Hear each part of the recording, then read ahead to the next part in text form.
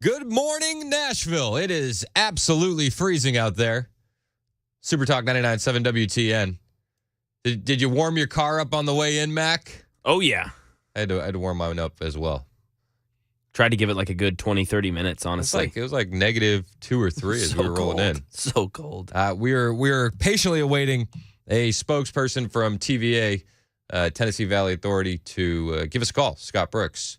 He's going to tell us what's going on with the grid, where we stand currently, and, what we can expect as the day goes on.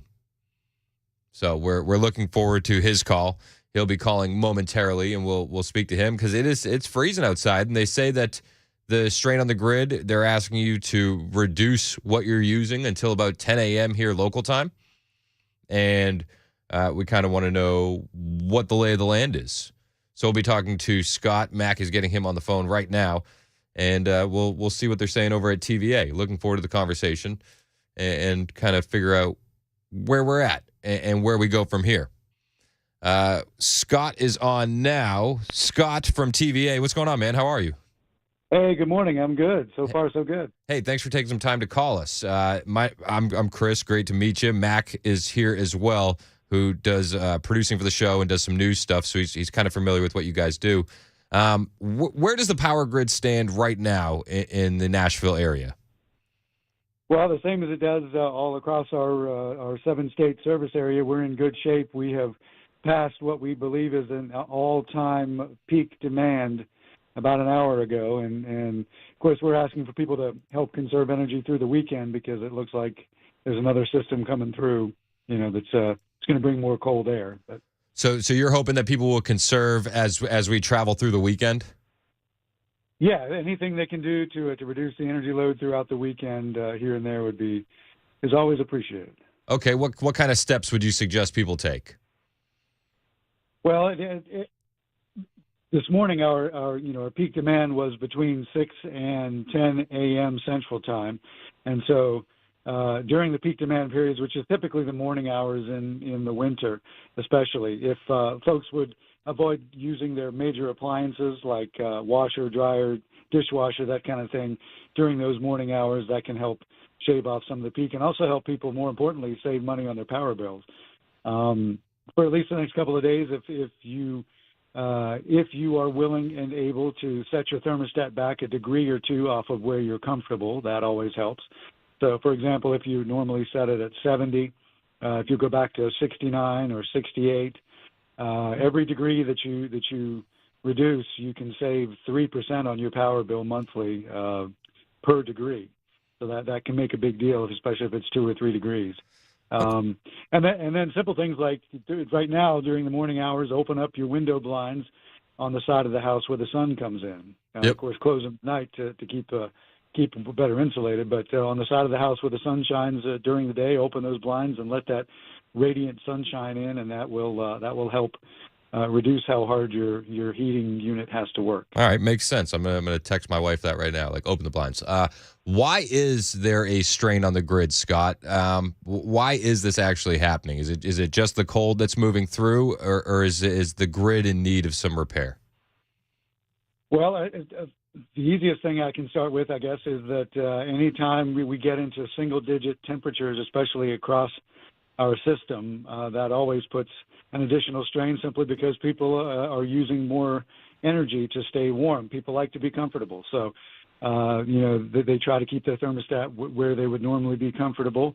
And that when it gets below freezing in particular, and especially into the teens and single digits, your heating unit is having to work that much harder to try to keep up. So that uses more energy.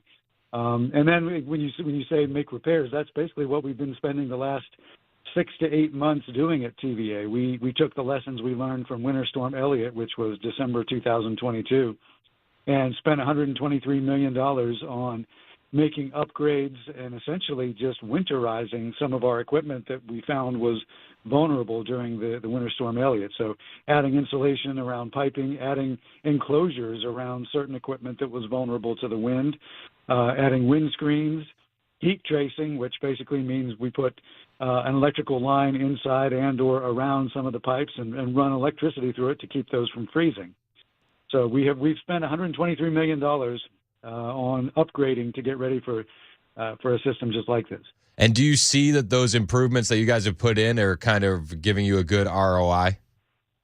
It would appear so. Like I said, we've made it through what looks like is going to be a new all-time peak demand, which was set at 8 a.m. Central Time this morning, over 34,500 megawatts. That's kind of breaking news. We're just getting ready to put that out on social media, so you guys are hearing it.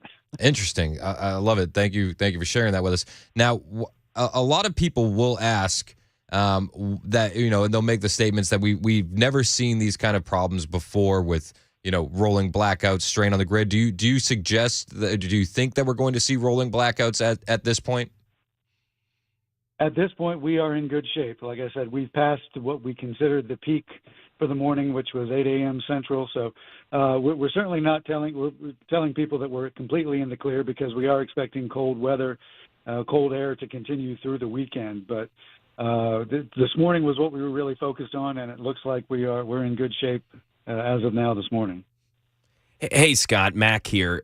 Do you think population increases in the past, few years, decade, have had more of a strain, caused more of a strain on the grid? Oh, absolutely.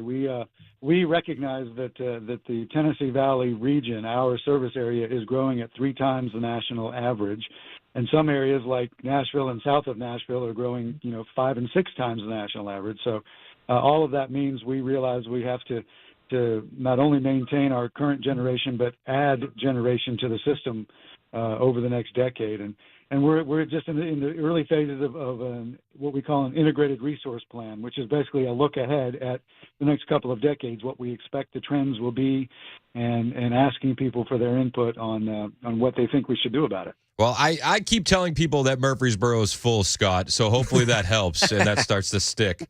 Yeah, it's the same thing all over. Yeah. What do you say to people who bring up to you that they haven't seen problems like this before the phase out of coal?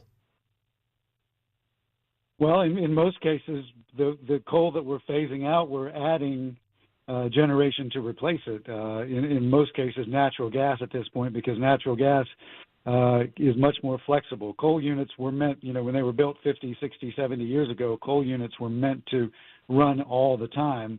And we're seeing more and more renewable energy come on the grid. And so when the sun's shining, we have that renewable energy. When it's not, we need to be able to turn things on and off quickly, and that's what natural gas does for us. So we are, in most cases, we are replacing the generation we take offline with new generation. Okay, and so the plans to phase out coal by 2035 are still in effect? That's where we are right now, yes. Perfect. Now, with the renewables, a lot of people, some of the thought leaders in these industries say, the spots with the best sun and wind are far from the cities and the existing grid, and to make those plans work, you'd need thousands of miles of new high voltage transmission lines, large power lines that would span multiple grid regions. Is that something TVA is prepared to do or doing currently?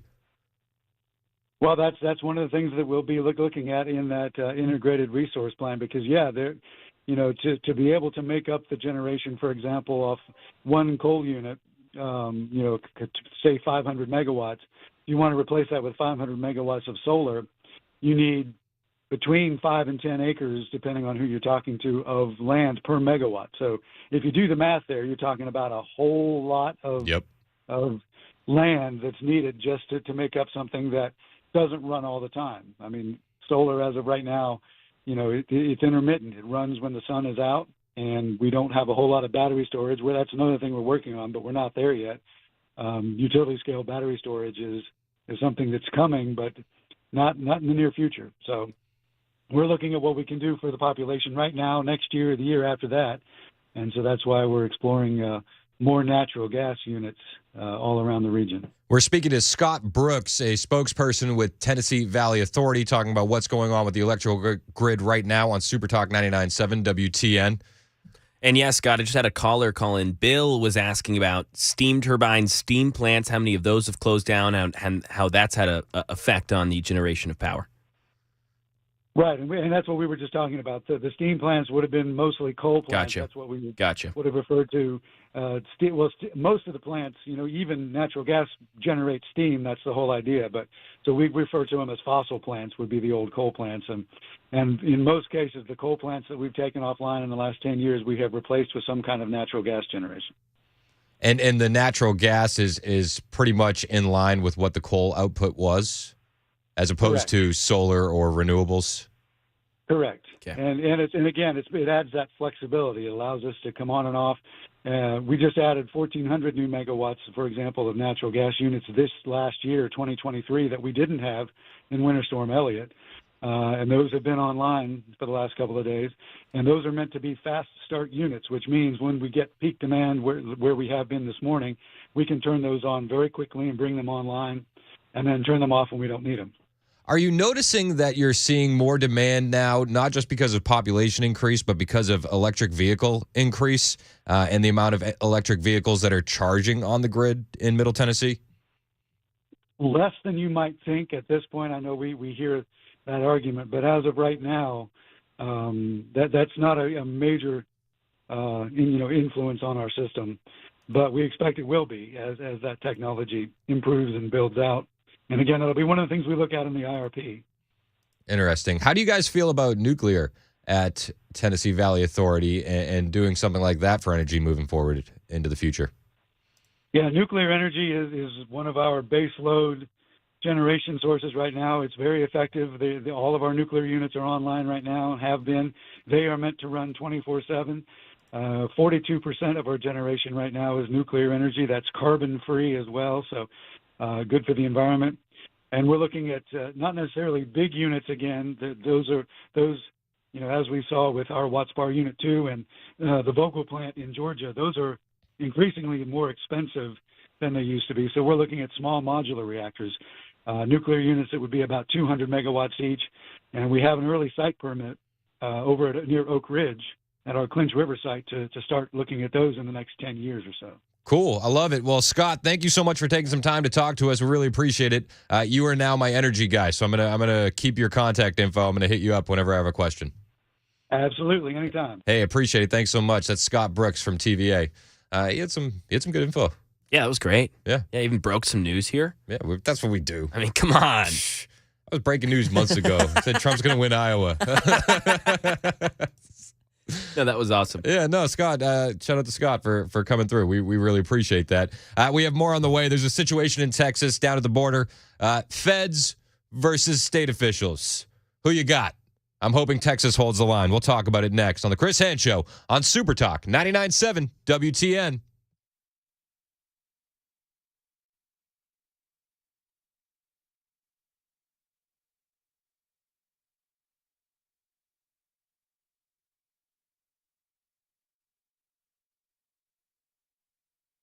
Hey, it's Chris Hand from my friends at Busy Bee Plumbing, Heating, and Cooling. If your heater is not working as well as it should, you are feeling it this morning. If you woke up and your house is freezing, you may need to call a guy, and trust me, I know a guy, Busy Bee Plumbing, Heating, and Cooling. Now, maybe your heater's working fine, but you're kind of nervous because it's not pumping the way it should. Maybe you're behind on that annual maintenance. Well, don't wait for that problem to pop up with your heat this time of year. Be proactive. Call my friends at Busy Bee Plumbing, Heating, and Cooling. Keep your unit in tip-top shape. Now, whether you need that annual maintenance, repair, or replacement plumbing, heating, or air system, the guys at Busy Bee Plumbing, Heating, and Cooling, they got you covered. And if you do need to replace your system, you will not find a better value on replacement systems. They offer up to 12 months, no payment, no interest with approved credit, and they're going to do it for the price they tell you, even in a situation like today where they kind of got you. You know, if your heat goes out today, the other guys might upcharge you. Busy Bee's not going to do that, but they will recommend that you become a Beehive member, and it pays in so many ways to sign up to be a Beehive member. You'll get added rewards and savings.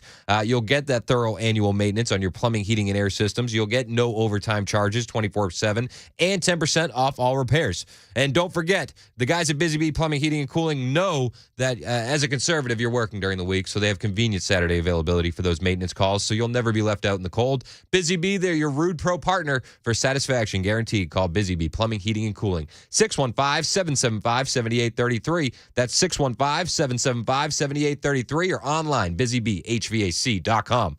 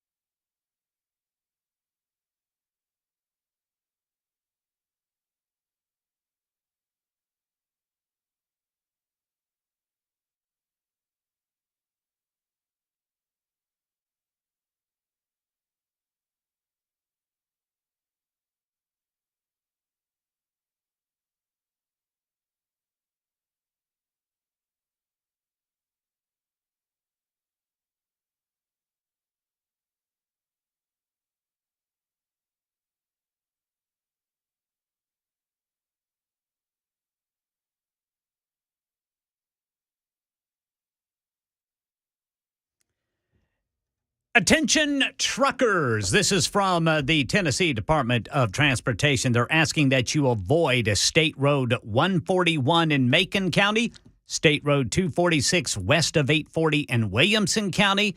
They're asking that you use State Road 231, State Road 10, and Highway 31 west of Spring Hill, respectively, due to a lot of trucks getting stuck this morning in those areas. They're trying to get to them to clear them out as soon as possible. Meanwhile, we just learned that the risk of rolling blackouts has been greatly reduced this morning in Tennessee. Details at 9:30 on Super Talk 99.7 WTN. Thank you, Ken Weaver. It is Super Talk 99.7 WTN. If you are a trucker out there and you get stuck, don't forget you can listen to us all day with the iHeartRadio app and the TuneIn app. It's like, I mean, I know it's gonna suck if you get stuck, but we'll be there right with you. Yeah, but pass time with us.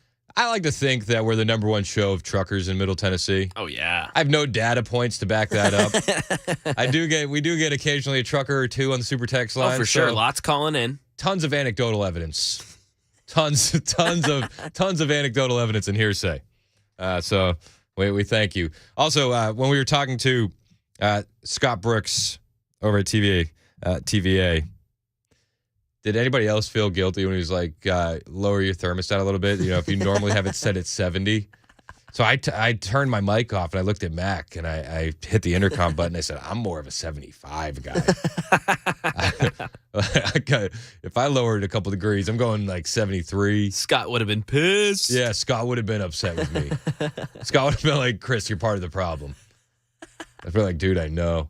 This is why we have rolling blackouts. It's going to get even worse as my kids get older. None of them are tall enough to reach the thermostat yet. So, I mean, I'm sorry, Scott. It doesn't seem like this is going to get any better anytime soon for the Hand household. So, full disclosure. Down to the border, it doesn't seem like things are going to get better anytime soon. You have the Texas National Guard. Oh, Mark just texted. He said, truckers hauling fuel. We are listening. See? Woo! Number one show of truckers. Thank you, Mark. 9630 said, fact checked. I'm a trucker and listen all day long. Yep. All right. Bet. Let's go. Based. Yeah. Number one among truckers. Says us. At least number one amongst the most based truckers. Yes. You know, that. Bingo. Yes. Unbased truckers, data not available. But most truckers are based. All right. So back to what I was saying. Down the border, we have Texas versus the feds. The Texas National Guard has taken over a portion of the border in Eagle Pass and has sent the feds packing. And now the federal government is very upset, and they are actually blaming them for the drowning death of a couple of, they're saying, migrant kids, which is very sad. But it turns out that Texas didn't know about the drowning until an hour after it happened. The federal government is trying to say that Texas was stopping the feds from jumping in to save these people. It has since been proven that that was a lie, and the federal government is backing away from it. However, that doesn't change the fact that we have a hard situation going on down at the border there in Eagle Pass, where it's the feds versus the state officials. This is how Fox News had it yesterday. Oh, sorry, my fault. The battle over this park intensified last week when Texas put up additional razor wire and kicked out federal Border Patrol agents. Texas argues in part that it can just do a better job deterring migrants than the federal government here. So Texas says, we can do it better than you. We'll talk about it after the news, which happens right now on Super Talk 99.7 WTN.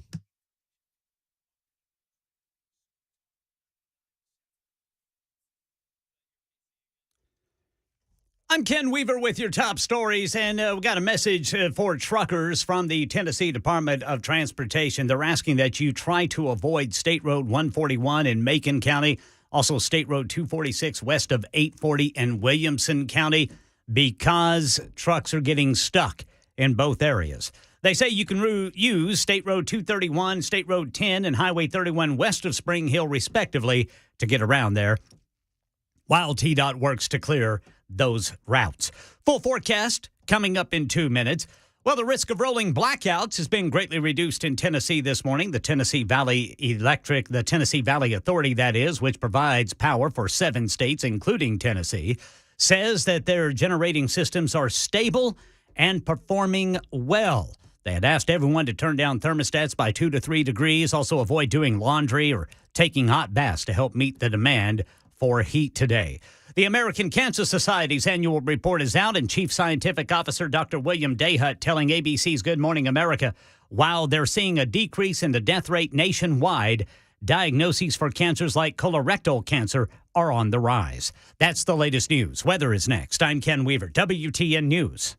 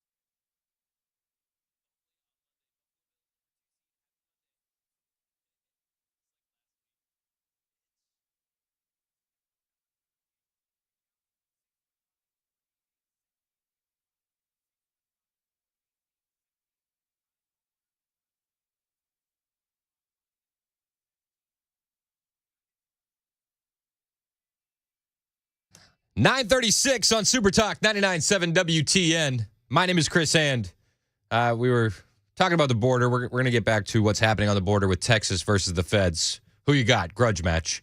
But before that, have you seen people on the Super Text line giving me grief about my thermostat? They're upset, man.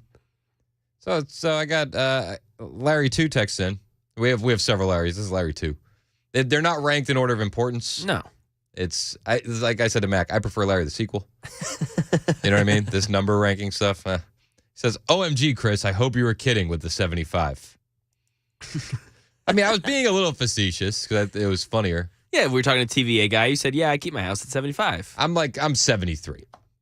Yeah, you're not as Larry the sequel says, a 64 Who guy. does that? You keep your thermostat at 64, Larry the sequel? With picture proof. He had a picture. He posted a picture of his thermostat.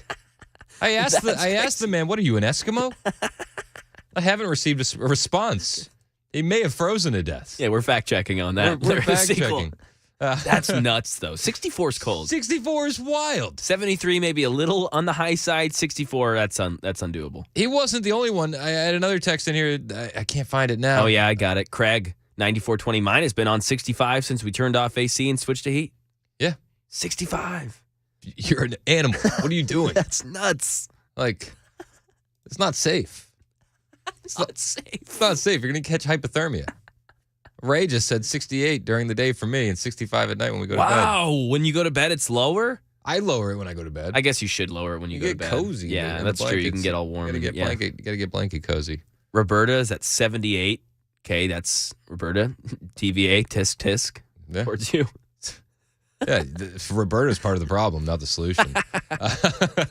Ray says he's at 60. BC said 64 degrees all day.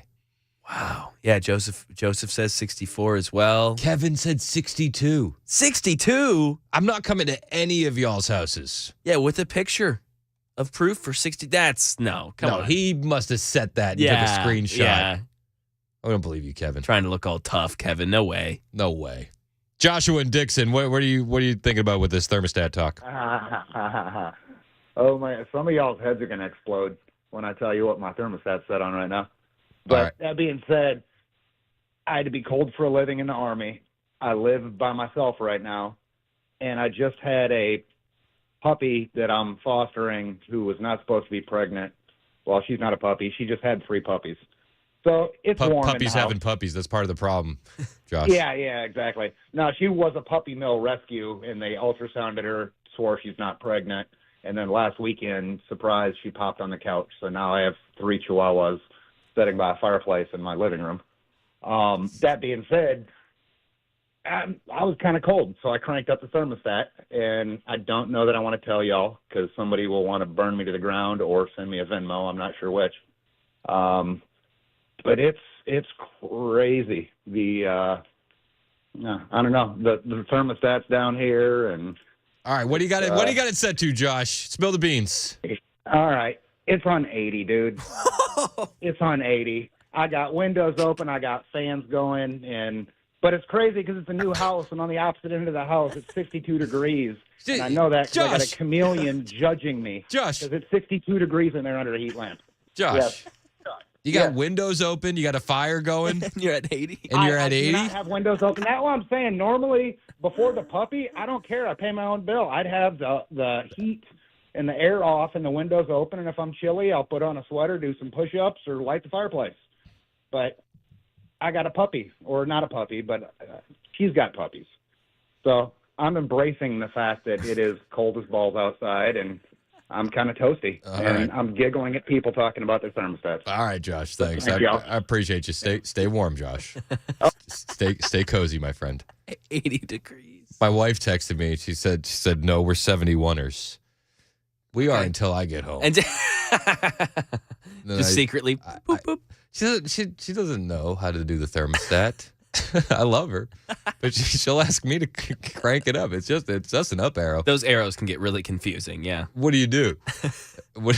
Okay, now people are definitely trolling us, Chris, because we just got 6753 sent us a picture, 55 all the time. There is no way. No way. That's not true. No way. No way. I did get a text here from, was it 6767? Who just said, was it 6767? Said, go Bills? Seems unrelated. Oh, my gosh.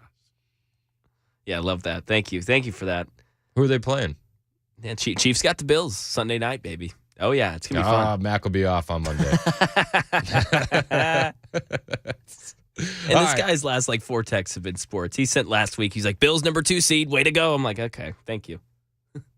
So they're a better team than the Chiefs? Regular season, sure. Yeah. They're out of the last 4 years we've beaten them in the playoffs. Can you imagine Taylor Swift having to check into a hotel in Buffalo? No, she'll PJ her way back. Is there any nice hotels in Buffalo for Taylor Swift? No way. No. There's already been a bunch of memes about that. Oh, my gosh. All right. So happening on the border right now, we do have a situation with the federal government versus the state government of Texas. The Biden administration is not too happy with Texas taking over a section of the border in Eagle Pass. So Texas Governor Greg Abbott is pushing back against accusations that the Texas Military Department refused to allow Border Patrol agents to enter a city park in the heart of downtown Eagle Pass to rescue an illegal alien family who later drowned. The governor's calling these claims from the government wholly inaccurate. It was Sunday evening that Abbott posted a rebuttal to the accusations on Twitter, saying the deaths of a migrant woman and her 2 children were because of the Biden open border magnet. So it was reported by Breitbart Texas Friday evening that a 33-year-old woman and her 2 children, ages 10 and 8, attempted to cross the Rio Grande into Eagle Pass along with several other illegal aliens. After struggling with the currents, members of the group placed an emergency phone call prompting the arrival of law enforcement and military soldiers in Mexico. Shortly after their arrival, authorities in Mexico pulled the lifeless bodies of the mother and her 2 children from the Rio Grande. Very sad. But the Biden administration is using this as justification to retake over that portion of the border, or at least attempting to. They are putting the blame on Texas.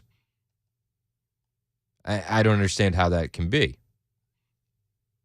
First of all, I think that the blame starts with, and I don't want to sound at the risk of sounding cold. The blame is with the mother. The blame is with the adult of the 2 children that decided to cross the river. Then you take a step back. Where did they cross from? Mexico. So I would put the blame at the feet of Mexico for allowing people to enter the river. Because the drowning happened before they reached U.S. soil. Am I wrong in thinking that? A source within CBP, not authorized to speak with the media, told Breitbart Texas that the Border Patrol was contacted to assist in rescuing any members of the group who may have reached the United States side of the river. Shortly afterward, according to the source, a conflict ensued regarding access to the park between members of the Texas National Guard and Border Patrol agents dispatched to launch a rescue attempt. According to the timeline provided by the Texas Military Department on Sunday, the Border Patrol's request to enter the park came after the migrants drowned. After that occurred. And it was when the bodies of the family were being pulled from the water by Mexican authorities. The CBP source confirmed the probability of the timeline with Breitbart Texas, adding, more than likely, they probably had already drowned. There were a lot of moving pieces trying to get state authorities on the phone to gain access, and that took time. Having to explain the situation to the guard members at the gate exhausted time as well, the source continued. It's highly likely they had drowned already. It only takes a few minutes in that current to go under and disappear. As we all know, the park had been seized by the state on Thursday, a day before the drownings happened. The source told Breitbart Texas that the move further restricted access to the river that had already been made more difficult by the placement of the razor wire. They say if you don't have a boat to conduct rescues, getting through the wire to through a flotation device on foot is near impossible and has been for a while. Now, on Saturday, U.S. Congressman Henry Salar, out of Texas, Democrat, issued a statement blaming the deaths on the state that read in part, Border Patrol learned on Friday, January 12, 2024, at approximately 9 p.m. that a group of 6 migrants were in distress as they attempted to cross the Rio Grande River. Border Patrol attempted to contact Texas Military Department, the Texas National Guard, and DPS command post by telephone to relay the information, but were unsuccessful. Border Patrol agents then made physical contact with the Texas Military Department and the Texas National Guard at the Shelby Park entrance gate and verbally relayed information. However, Texas Military Department soldiers stated they would not grant access to the migrants, even in the event of an emergency, and they would send a soldier to investigate the situation. Now, Abbott responded on Twitter, disputing those allegations. This was his statement. The Texas Military Department has continued a thorough review of the circumstances surrounding the drowning of migrants in the Rio Grande. Claims of Border Patrol requesting access to save distressed migrants are inaccurate. Claims that the Texas Military Department prevented Border Patrol from saving the lives of drowning migrants are wholly inaccurate. At the time that the Border Patrol requested access, the drownings had occurred. Mexican authorities were recovering the bodies, and the Border Patrol expressed these facts to the Texas Military Department personnel on site. TMD soldiers were in direct communication with Border Patrol on the evening of the 12th of January when Border Patrol requested access to Shelby Park. Soldiers confirmed that when Border Patrol requested access to the park, they stated that Mexican authorities had already recovered the bodies of 2 drowned migrants. Border Patrol specifically requested access to the park to secure 2 additional migrants that were presumed to have traveled with the deceased, though had crossed to the boat ramp. 2 migrants were apprehended by the Texas Military Department, with one turned over to DPS and the other transferred to EMS in response to initial hypothermic conditions. Additionally, TMD remained engaged with lights, night vision goggles, and thermals to ensure that no additional migrants were in the river or in distress. So there's back and forth accusations between state and federal governments over the deaths of these illegal aliens crossing the Rio Grande. Now a showdown between the two is likely to come. On Sunday, the Department of Homeland Security Secretary General Counsel Jonathan Meyer sent a letter to Texas Attorney General Ken Paxton, noting that the drownings and asserting that Border Patrol's statutory right to enter and patrol land within 25 miles of the border without a warrant is being impeded. Meyer's request for Texas to cease and desist obstructions to the Border Patrol at the park established a deadline of January 17th to comply or face potential action by the United States Department of Justice. Well, my friends, today is the 17th. Will the U.S. federal government take action against Texas? We are patiently awaiting to see what happens. I say, hold the line, Texas. The federal government has done nothing to secure the border. In fact, they've done the exact opposite. They have tried to slow Texas every step of the way. So hold the line. Hold the line. I understand that this could devolve into a much riskier situation. But at what point do you say to the federal government, you're facilitating an invasion? You're not helping stop the flow of illegal aliens. And the federal government, again, is trying to blame Texas for the drowning. But what about Mexico? What about the mother? I don't want to be cold, but I don't think that there's anything that we can point to and say Texas was at fault for this. Nothing. Plain and simple. So we'll see what happens. And as the day goes on, if we get any updates between the federal government and Texas, we'll be the first to break it for you here on the Chris Hand Show. Keep hanging out with us. It is now 9:50 on Super Talk 99.7 WTN.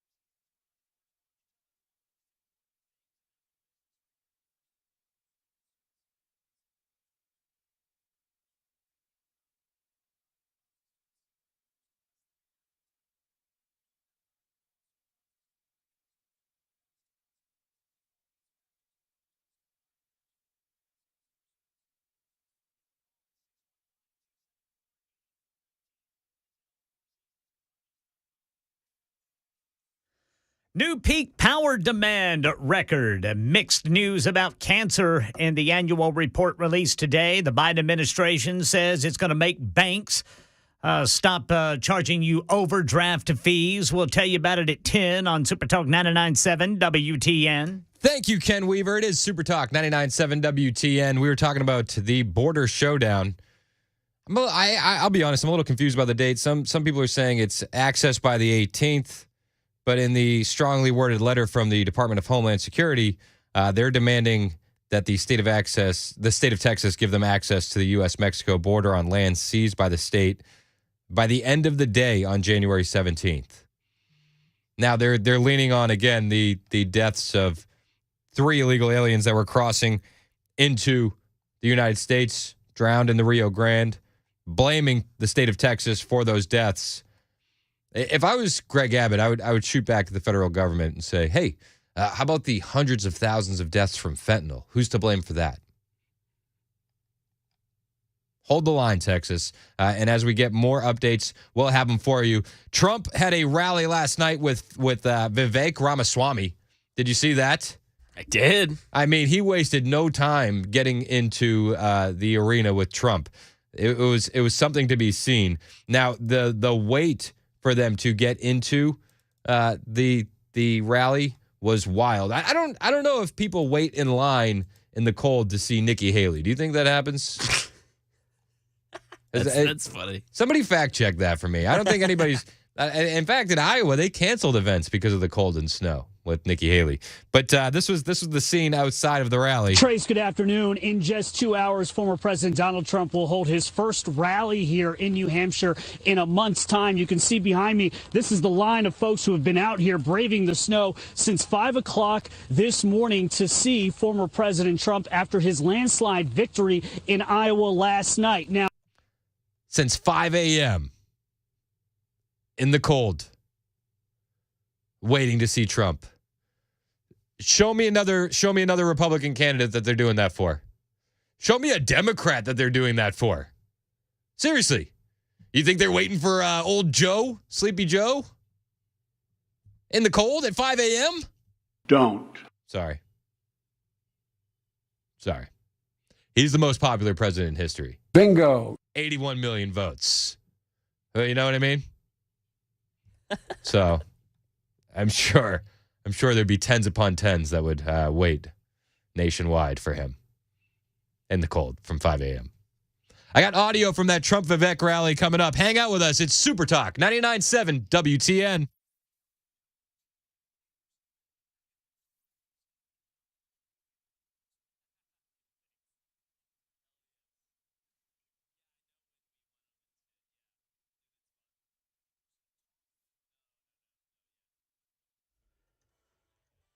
Ten o'clock on the dot. I'm Ken Weaver with your top stories. Got a stalled truck blocking the right lane of 40 westbound at Elm Hill Pike.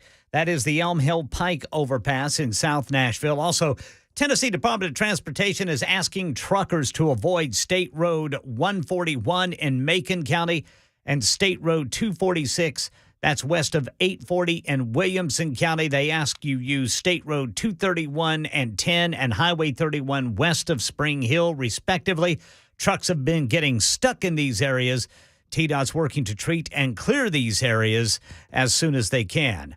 Full forecast in 2 minutes. Right now in Tennessee, the maker of electricity for the state and 7 others says despite the bitter cold, the system's stable and generating facilities are doing well. We've made it through what looks like is going to be a new all-time peak demand, which was set at 8 a.m. Central Time this morning. TVA's Scott Brooks telling WTN's Chris Hand Show this morning's preliminary peak power demand was 34,526 megawatts.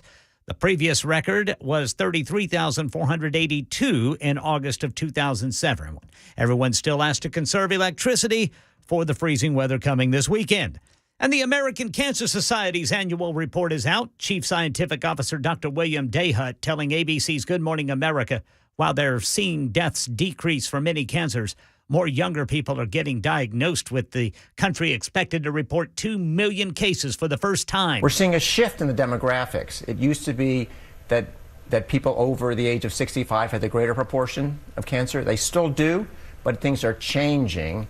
And now it looks like that people actually under the age of 55 are seeing an increase in their cancer incidence, more likely to be diagnosed than they were before. That is the latest news. Weather is next. I'm Ken Weaver, WTN News.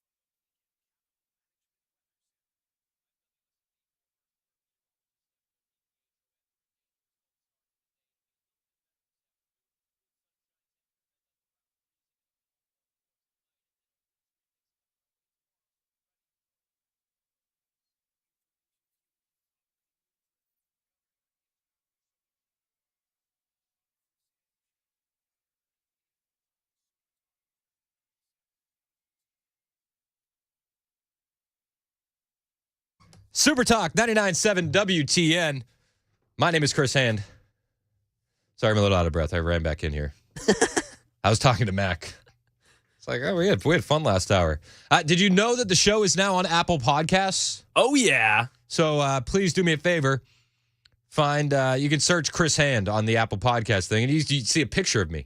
Did you know that? Oh, yeah. It's great. I showed great my looking wife. picture. Showed my wife. I was like, check this out. That's your boy. There's me. That's me. I made it. So, yeah, we're on Apple Podcasts now. So, excuse me. If you missed something from the show, you want to hear it again, you want to share it with a friend, that is one of the easiest ways for you to do it. We're on Apple Podcasts. We're on the other guys too, right? I don't use any of the other podcasts. Yeah. Spotify as well. Yeah, absolutely. And we'll post the link on our website there too. And yeah, we'll have pretty much the whole show every day, just in different little segments. I mean, if you missed the Tennessee Valley Authority interview this morning, that's already up on Apple Podcasts to hear about the grid and all that stuff. So yeah. Yeah. I thought that guy was great, by the way. That was awesome. Yeah, Scott. Yeah. Yeah, dude. He killed it. Solid. Very informational. And I saw Ken Weaver in the bathroom. So if I make Ken Weaver's newscast, that's the standard. It's a good day. Yes. That can be either good or bad. Yes. Fair. Depending on who the subject of the news is. This is fair. There could be a day where I wish I didn't make the newscast. Crime in Tennessee, the latest. Yeah, you don't want that. No, I don't. All right. All right. So the Ken Weaver newscast is a double-edged sword. Let's just leave it at that. We've been on the good side so far. Yeah, we've got a pretty good track record on that. I'm liking it. We'll see what happens. And so far, I haven't had to self-report. I love it. All right. Last night, I'm sure that you saw some of these viral clips online. New Hampshire was hype for Donald Trump. They started waiting in line yesterday at 5 a.m. in the cold while it was snowing. I challenge you to find another candidate another politician that people are willing to wait in line at 5 a.m. in the snow and cold for.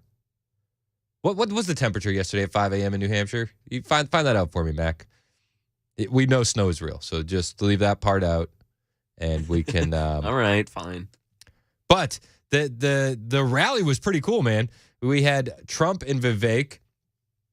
Vivek dropping out of the race on Monday, and then boom, he's rallying support for Trump on Tuesday. I love it. I do. He's standing by his word that he's an America First guy. This is the guy for the job. So he goes and he rallies with him. It was cool. I was with it. Now, Trump introduced him, and he kind of gave him a pretty big cosign when he introduced him. So he has a big, beautiful, bright future ahead. Vivek Ramaswamy. Come on up, Vivek. That's a pretty big cosign, don't you think? A big, beautiful, bright future ahead of him. There was a moment where Vivek whispered into Donald Trump's ear, and he kind of whispered back, and people were wondering what they said. I like to think it was, "I already chose VP. It's not you." Something like that. Just me?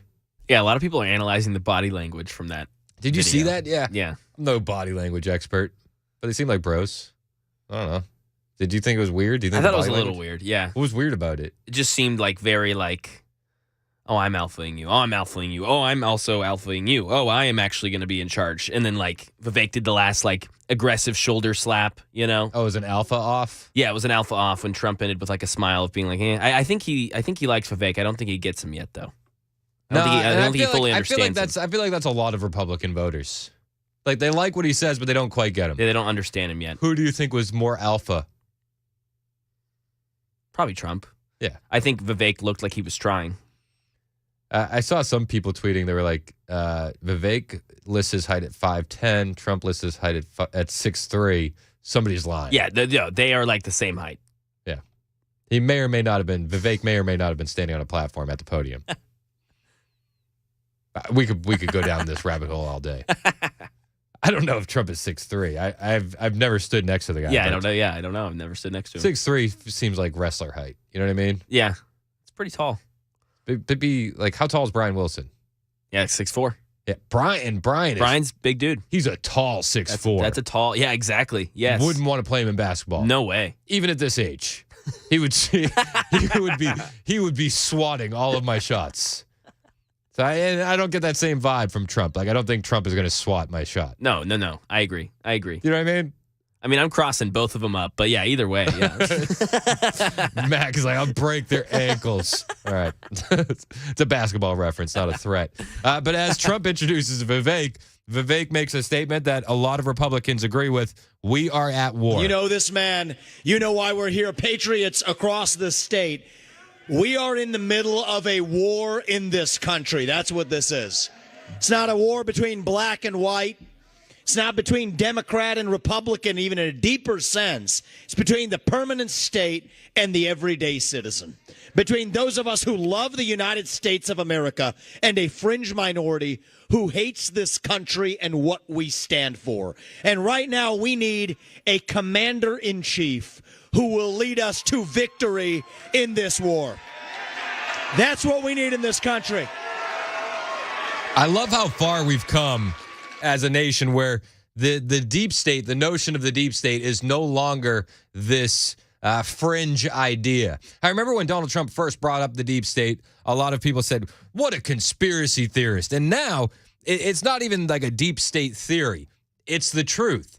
Vivek referenced it there as the permanent state. It's these bureaucrats that are unelected, and that is what we're up against. And it is a fight. It is. You know, and Republicans, a lot of them have their heads stuck in the sand. These Republicans, these never Trumpers, these Nikki Haley supporters, I don't think they realize what we're up against. And I think that's a best case scenario. Worst case scenario is they like it that way a little bit better. You got to know you're in a war to win one. You can't win one if you're asleep at the switch, have your head stuck in the sand like most Republicans. And I think that's going to require somebody who isn't bought and paid for, a businessman, not a politician. Anybody heard of that? And that's why I was in this race, but I'll tell you, the people of Iowa spoke loud and clear last night, and I'm a big believer that we, the people, create a government that is accountable to us, not the other way around. That we, the people, choose who leads this country. And so we heard we, the people, last night, and that is why last evening I met my friend here. We met in person, and I told him that I would endorse Donald J. Trump, President of the United States, and do everything in my power to lead us to victory in this war. I wish the other Republicans would take and follow Vivek's lead. It's time to step out of this race. It's time to refocus all the efforts behind Trump. They're spending so much money. Biden is sitting on a historic war chest as we go into November. And maybe that's part of the deep state's plan. Maybe they want to spend the money so that way Trump doesn't have it to focus on things that need to be focused on, like a ballot harvesting campaign, like mail-in voting. Maybe they're just trying to spend the money. I don't want to go full conspiracy on it, but maybe they're hanging out in the race just to waste the money. Does anybody else think that could be the case? Am I alone in thinking that? Because we all know that they really don't want Trump back in the White House. None of them do. None of these deep state establishment Republicans or Democrats want Trump back. He is bad for their business. And Nikki Haley, I'm sorry, she personifies that deep state establishment Republican. I can't get behind her. I can't support her at all. People want to make her VP. I think that would be a disastrous move for the Trump administration. Vivek took an opportunity last night to absolutely dog Nikki Haley, too. These are the ideals of the American Revolution. And you know what? We do have some enemies that we need to defeat on the other side, but we have challenges to address in our own party right here at home. So you know what? If you want somebody who's going to foist onto you to use your social media account, you want to use a driver's license to do it, to have the right to use the internet, this man's not your man. There's another candidate in this race who'll do that for you. It's Nikki Haley. He brings up the fact that Nikki Haley wants you to have your driver's license to go on social media, which, of course, she said at the debate she never said, but we all have the audio. She said it, and that's her stance. But Nikki Haley does that. She flip-flops. She waffles on the issues. But he dogs her. That's your candidate, Nikki Haley. If that's what you want, she's right there. You want to cut Social Security, you want to cut Medicare, you want to cut veterans benefits so we can fork over more money to Ukraine so some kleptocrat can buy a bigger house? Vote for Nikki Haley, not this man right here. But if you want to actually put an agenda that puts Americans first, to say that the moral obligation of your leaders is to the citizens of this country, not another one, there's not a better choice left in this race than this man right here. And that is why I am asking you to do the right thing as New Hampshire and to vote for Donald J. Trump as your next president, because we're not working with a lot of time here. If our kids are in high school before we get this right, we don't have a country left. That hit me. If our kids are in high school before we get this right, we don't have a country left. I have young kids. I think that we are running out of time to right the ship. It's one of the reasons why I support Trump so wholeheartedly. We don't have any time. We can't elect somebody that's going to go in there for 4 years eyeballing their second term. We can't have somebody that's going to go in there and cut more checks for Ukraine. We can't. We don't have enough time. Vivek said a lot of good things last night, and I like the voice that he brings to the Trump campaign. I do. I'm still, I still have that sour taste in my mouth from him telling somebody, if you want to save Trump, you got to vote for me. I still have a sour taste in my mouth from the fact that I think he was paying a lot of influencers to support him. But the flip side of that is that a bad strategy? Is that just a new way of doing things? Probably. It's creative. But I definitely think he was doing that on his last push towards Iowa. It failed. And now he's supporting Trump. But I like what he's saying. I like when he brought up DEI last night. We've been celebrating our diversity and our differences for so long that we forgot all of the ways that we are the same as Americans, bound by that common set of ideals that set this country into motion. We believe those ideals still exist. This man is going to be your next president to revive them. E pluribus unum, from many, one. And you know how we're doing it? We're doing it by speaking the truth at every step of the way. There are two genders in this country. Period. That is the truth. Fossil fuels are a requirement for human prosperity. Drill, frack, burn coal, embrace nuclear energy. Reverse racism is racism. An open border is not a border. Parents determine the education of their children. Amen. The nuclear family is the greatest form of governance known to mankind. Capitalism lifts us up from poverty. There are 3 branches of government in the United States, not 4. And the U.S. Constitution is the strongest and greatest guarantor of freedom in human history. That is the truth. We fight for the truth. It's amazing to me that kind of a statement is radical, extreme in 2024. Where that same statement in the 70s, that same statement in the 80s, even the 90s was just common sense. How far we've drifted as a nation. How far we've let the radical left pull us. But we do. We need to fight for truth. We need to stand on these truths. And I think there's only one guy that can do that for us. I think that's Trump. Do you think Nikki Haley, who can't even admit that a man can't become a woman, is going to go up there and stand on these kind of truths? We know Joe Biden can't even stand. Stairs are hard. You know what I mean? Like, what are we doing? I think Vivek is a great asset to the Trump campaign. I think he's going to actually really invigorate some youth movement for him. I know Trump is doing well with youth voters already, but a guy like Vivek can really speak to that. He gets what's going on. He pays attention to the trends. He pays attention to the internet. He's with it. He's sharp. And I love it when he says we fight for the truth. We stand up for the truth. That is what won us the American Revolution. That is what reunited us after the Civil War. That is what won us 2 world wars and the Cold War. That is what still gives hope to the free world. And if we can revive that dream over group identity and victimhood and grievance, then nobody in the world, not a nation, not a corporation, not a virus, not China, is going to defeat us. That is what American exceptionalism is all about. That is what we are going to revive to, yes, make America great again. Vote for this man right here in the New Hampshire primary.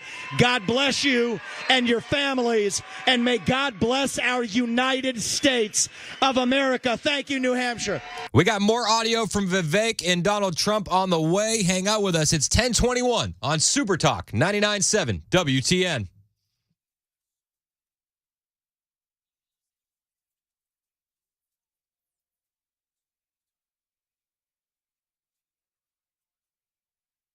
Hey, it's Chris Hand from my friends at Paul Winkler Inc. I know that when you left the house today, you planned for it to be cold. You grabbed a hat, you grabbed a jacket. It's smart to plan ahead. But are you planning ahead for your financial future? Are you planning ahead for retirement? Are you planning ahead for your kids and what you're going to leave behind for them? Well, if you're not, don't feel bad. But call my guy, Paul Winkler and Paul Winkler Inc. I didn't have a plan for my financial future, full disclosure, but I do now because I linked up with Paul and his team. Now, Paul and his team hold themselves to a higher level of fiduciary standard than is required. And because of that, government regulators require that I tell you I'm paid every time this commercial airs. I am. That's the truth. But also the truth, Paul is a smart guy. He can break down the financial world for you in a way that you can understand. I was financially illiterate, but Paul could talk to me and say it in a way that I can understand it. Plus, with Paul and his team, nothing is done on commission. So when they give you advice on your financial future, it is for your financial future, no one else's. And you can be sure of that because nothing they do is done on commission. They are big on that education, though, and he'll make your financial goals way more realistic by explaining what to do and why. And the investment education is evidence-based and backed by Nobel Prize-winning research. Check these guys out. Every office, every single office is run by a degreed planner with over 20 years of experience, and you can feel the difference between Paul's team and the rest because of that experience. So talk to one of his team members. Set up a complimentary 15-minute phone call right now on his website, paulwinkler.com. That's paulwinkler.com, or call 615-851-1950.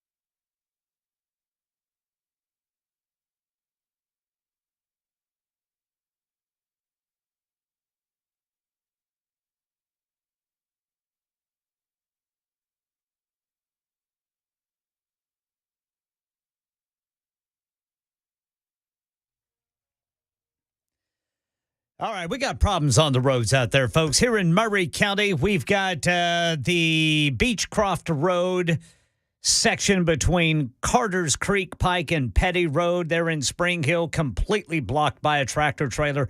Closer to Nashville, 40 westbound at Elm Hill Pike overpass. You got a stalled truck blocking the right lane.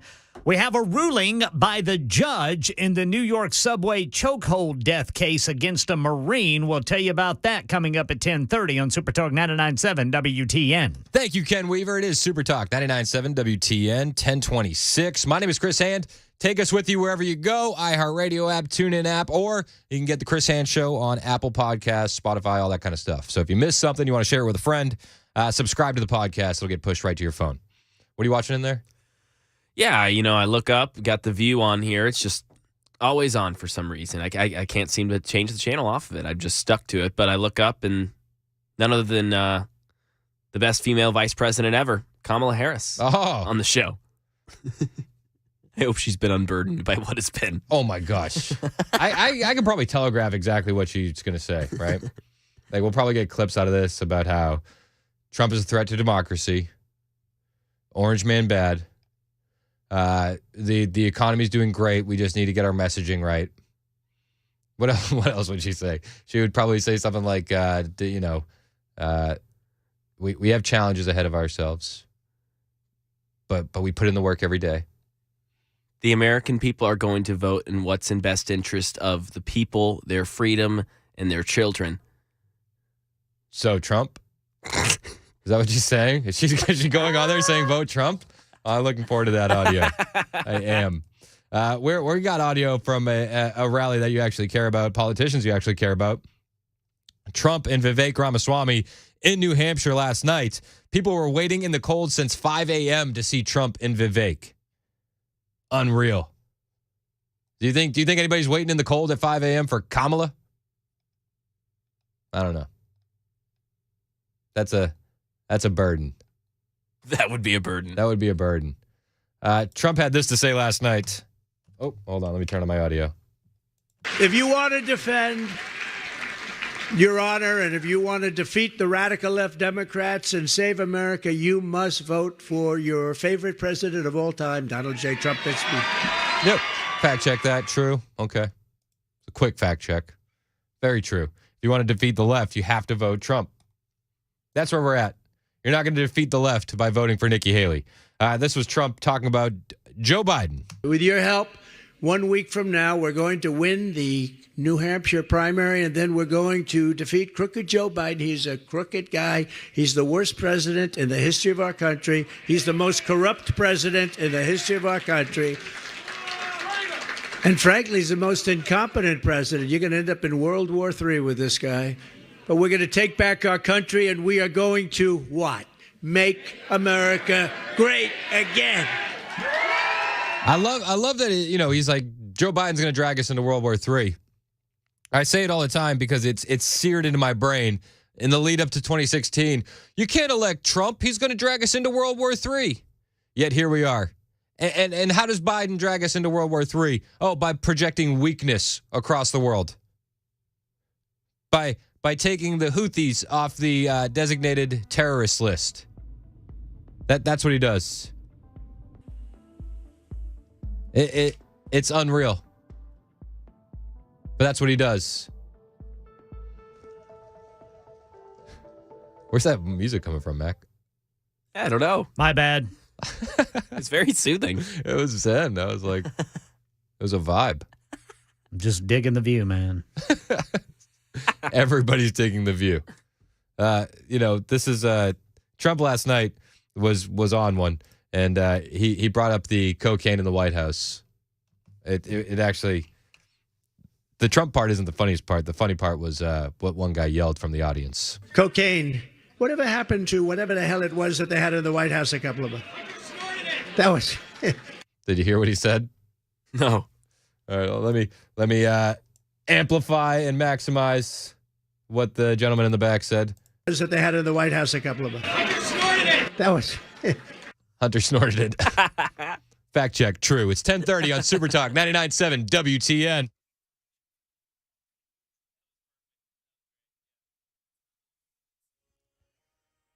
.30 on the dot this Wednesday morning. I'm Ken Weaver with your top stories. Metro Nashville Public Schools says they're just going to cancel the rest of the week. Wilson County Schools just announced they're going to be not going to be in class tomorrow, by the way, canceling classes tomorrow because of the weather. We've got a Tennessee Department of Transportation request of truckers. They ask that you avoid State Road 141 in Macon County, State Road 246 west of 840 in Williamson County. They ask that you use State Road 231 and State Road 10 on Highway 31 west of Spring Hill, respectively. Trucks have been getting stuck in Macon County, and they're in Williamson County. TDOT crews say they're working to treat and clear those roadways when they can. And so far, so good. Tennessee's electricity provider telling WTN's Chris Hound Show the system has been able to handle record demand this morning. We passed what we considered the peak for the morning, which was 8 a.m. Central. So we're certainly not we're telling people that we're completely in the clear because we are expecting cold weather, cold air to continue through the weekend. Now, still asking you to drop the thermostat by 2 to 3 degrees and limit use of large appliances if possible. And in New York, a judge has rejected Marine veteran Daniel Penny's bid to dismiss charges in that New York City subway chokehold death case. That's the latest news. Weather is next. I'm Ken Weaver, WTN News.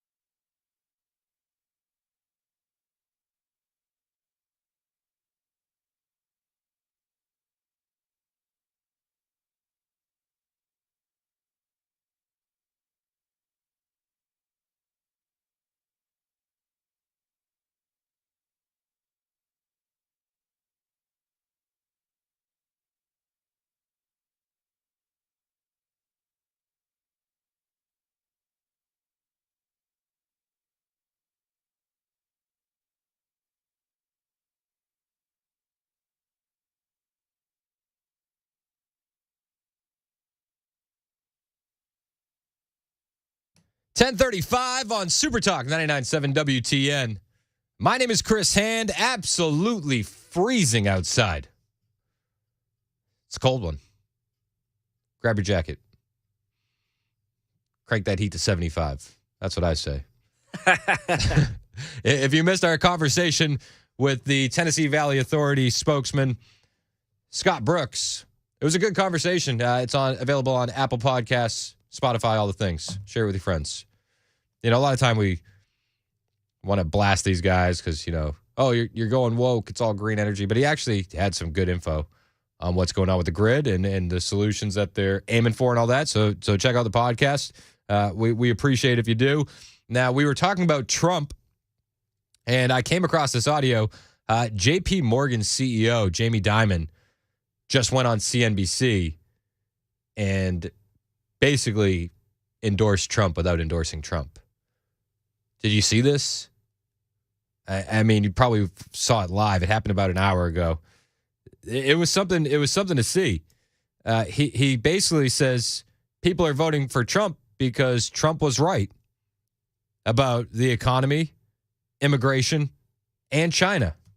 And I just also want to point out, I wish the Democrats would think a little more carefully when they talk about MAGA, and if you travel this country, and the country's unbelievable. We took our bus trip this year, and Leslie Picker was on Spokane and Boise and Bozeman. People are growing. They're hungry to grow. They're innovating. It's everywhere. It's not just Silicon Valley. So we've got this great hand.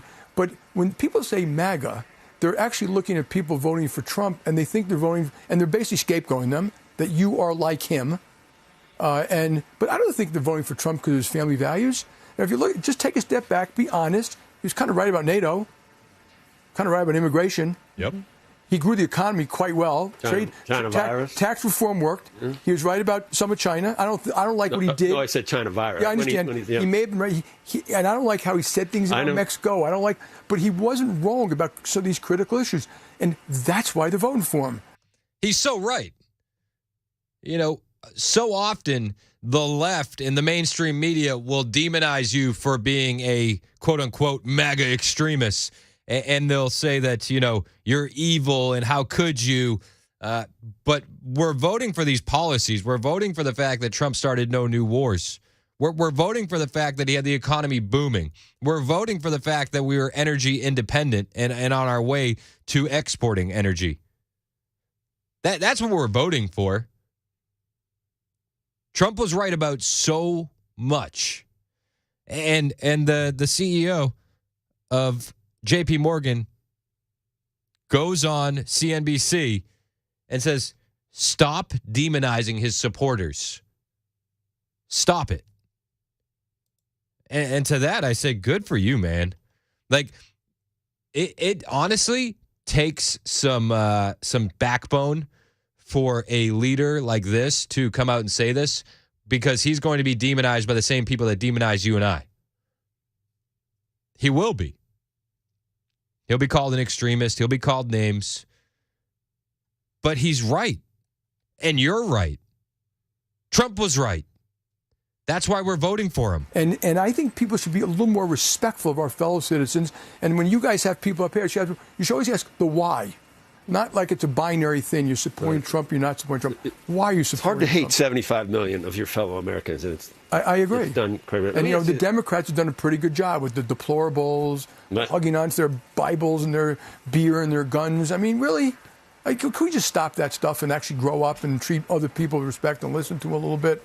And I do think the economy will affect. And I think this negative talk about MAGA is going to hurt Biden's election campaign. Well, and it already is, because he has nothing to campaign on except Orange Man Bad. That's his big campaign strategy. We have to protect democracy. Orange Man Bad. But we see every step of the way, Biden starts new wars. Biden can't secure the border. Biden's crashing bikes, crashing economies. He's all out of bikes. That's what we see. We see that every single day. So good on Jamie Dimon for coming on CNBC and defending the basket of deplorables, if you will. Because so many other of these industry leaders are silent in the face of the truth. And so many others will demonize people for supporting Donald Trump. How can you support him? Orange Man bad. So I'm actually... I like what this guy said. And more people are coming out and supporting Trump. He got Ted Cruz's endorsement last night as well. Last night was decisive. It was a dominating victory for Donald Trump. I got to say, there's no place like the Iowa caucuses. I know it intimately. The men and women of Iowa, they take their responsibility incredibly seriously. They scrutinize the candidates. It's an amazing process, and I'm a big believer in letting democracy play out. Well, last night it played out, and I got to say, Trump's victory was across the board. He won 51% of the vote. He won 98 of the counties. Congratulations to President Trump on that dominating victory. And at this point, I believe this race is over. So I am proud to endorse Donald Trump for president of the United States. I look forward to supporting him enthusiastically because I think it's time for the Republican Party to unite, for us to come together. We've got to beat Joe Biden. We've got to beat this disastrous cultural Marxist agenda in the White House. We've got to retake the United States Senate. We've got to hold the House. We got to come together and win. And with the results last night, the people have spoken. It's time to move onward to victory in November. Amen. And more people are coming out and supporting Trump. That is the move. But you have the counter arguments on the other side. You know, Kamala Harris is doing her media tour because Joe Biden can't be trusted to speak for himself is the only thing I can assume. You know, he's got to go to bed pretty early. He's got to hit that early bird special. So Kamala Harris is doing the media tour. She's on The View right now. Poor Mac is in there having to deal with that on the TV. She's smiling. Oh, she's doing her laugh. Classic. I can just tell. It's on mute, but I can tell the cackle. It's like it cuts through even the mute. But she's on ABC last night selling the Biden administration the best that she can. I mean, how do you sell a hunk of garbage? But she does. She tries her best to sell When it. you, again, look at all of the issues that are at stake, including our standing in the world, I think that the people of America want more in terms of the outcome of this election and charting the course for the future of our country. I agree with Kamala there. The American people do want more for our country in terms of the standing in the world and the outcomes that we're looking for. I just think we disagree on how we get there. She thinks we get there by more of the same. I think we get there by going back to the MAGA policies that helped us become, you know, a strong voice in the world again. That's where we disagree. And then she says things like this, you know, well, why don't the American people see what you're doing? And she says this. Why I'm out here. We have a responsibility to communicate. We've done really good work.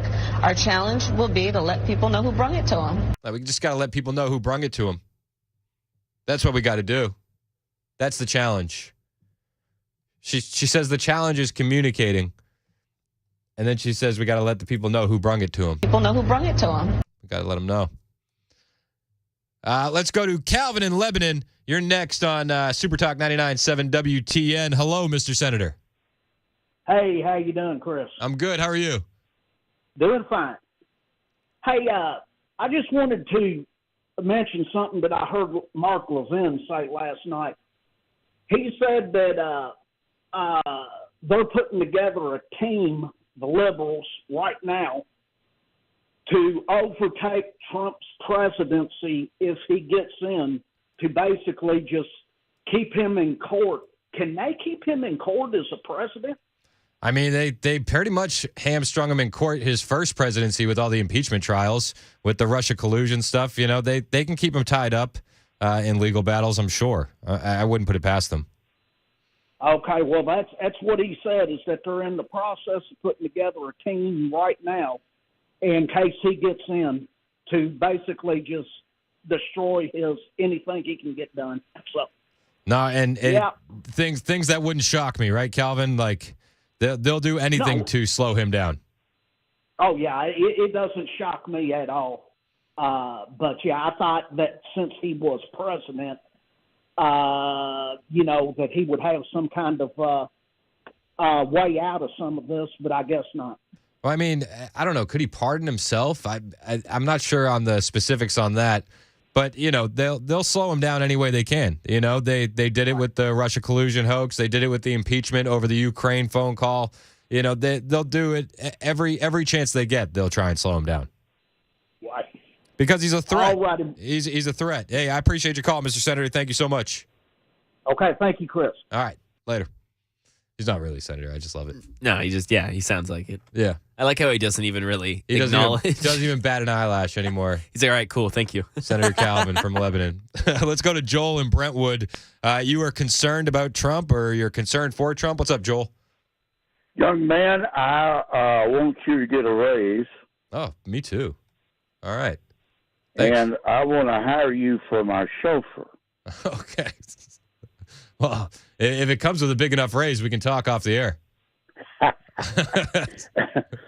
I retired from criminal court 15 years, Division 5. So I dealt with Democrats in the metro system. Okay. But I support Donald Trump.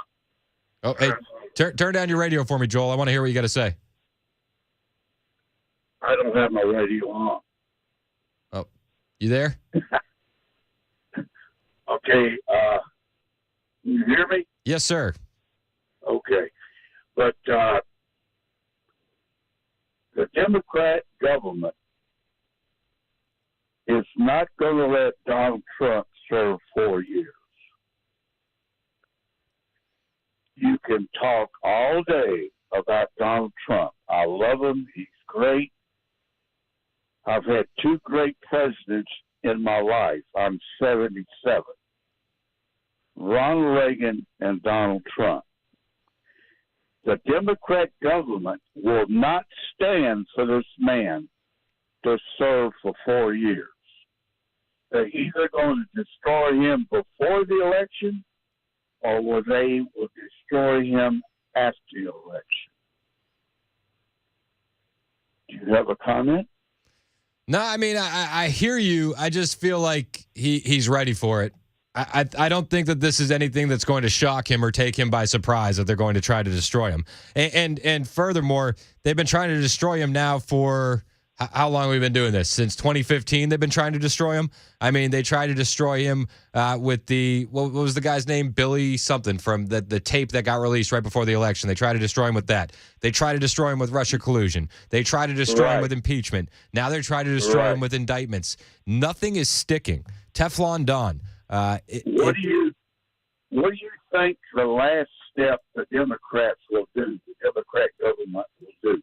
Well, I think we all know what that last step would be, and it's one of those things.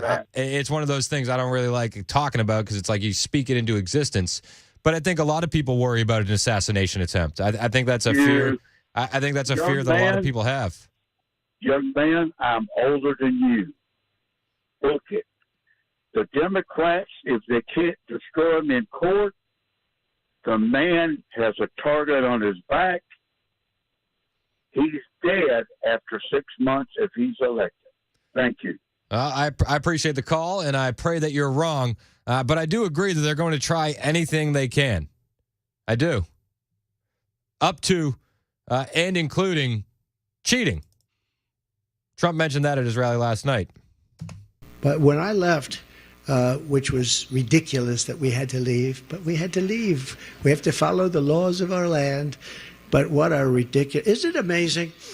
They don't investigate the people that cheated in the election. They investigate the people that understand they cheated and go after them.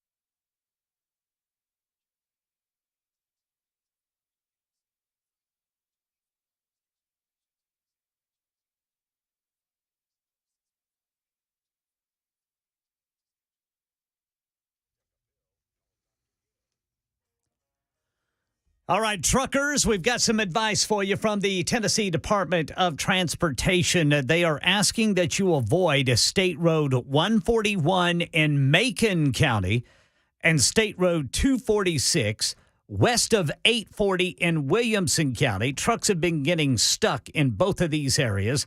TDOT says their crews are working to treat and clear these areas when they can.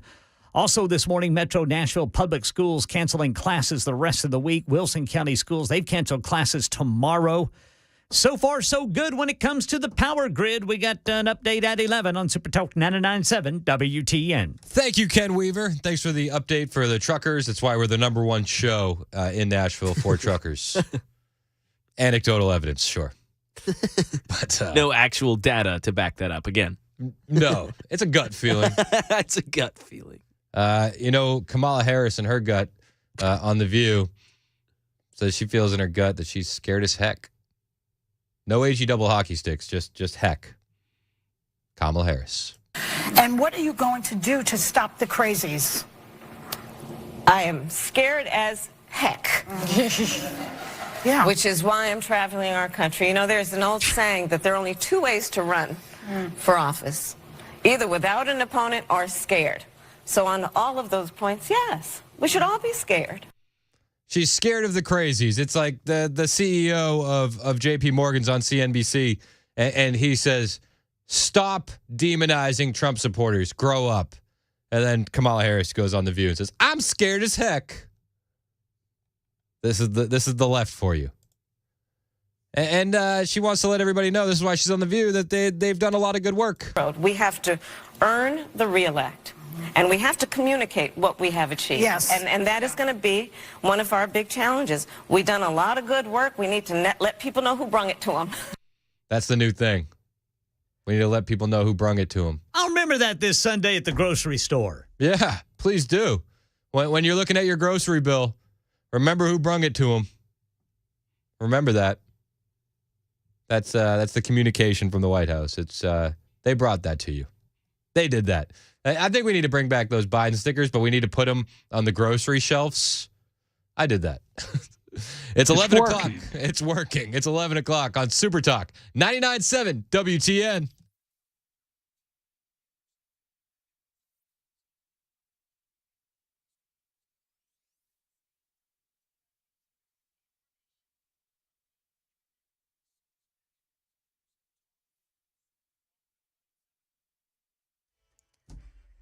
Eleven o'clock on the dot this Wednesday morning. I'm Ken Weaver with your top stories. Going to repeat this request from the Tennessee Department of Transportation truckers.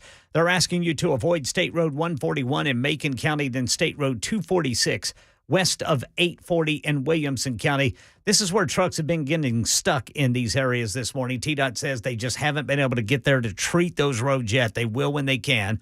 Also this morning, Metro Nashville Public Schools decided to just cancel the rest of the week. Wilson County schools have canceled classes tomorrow. Got the full forecast in 2 minutes. So far, so good. TVA spokesman Scott Brooks telling WTN's Chris Hand show this morning the system met record peak demand for electricity without blackouts. We've spent $123 million on upgrading to get ready for a system just like this. Now, TVA is still asking you to turn down the thermostat 2 to 3 degrees, limit the use of large appliances to get through this weekend, which is now going to be below freezing. And the American Cancer Society's annual report released today has mixed news. While overall deaths have declined, the nationwide death rate and alarming trends on some cancers have become more prevalent. Back in the 1990s, colorectal cancer was the fourth leading cause of death of men and women with cancer. But now it's number 2 in women and number 1 in men. That's the Cancer Society's chief doctor there. He says diet and obesity could be the reason for the rise in colorectal cancer in young people. And consumer news you need to know. Costco is testing out a system which requires members to scan their membership cards at the store entrance instead of just flashing the card to employees. This comes as the retail giant aims to decrease the number of non-members who are sneaking in with membership cards that don't belong to them, particularly since the company expanded self-checkout. That's the latest news. Weather is next. I'm Ken Weaver, WTN News.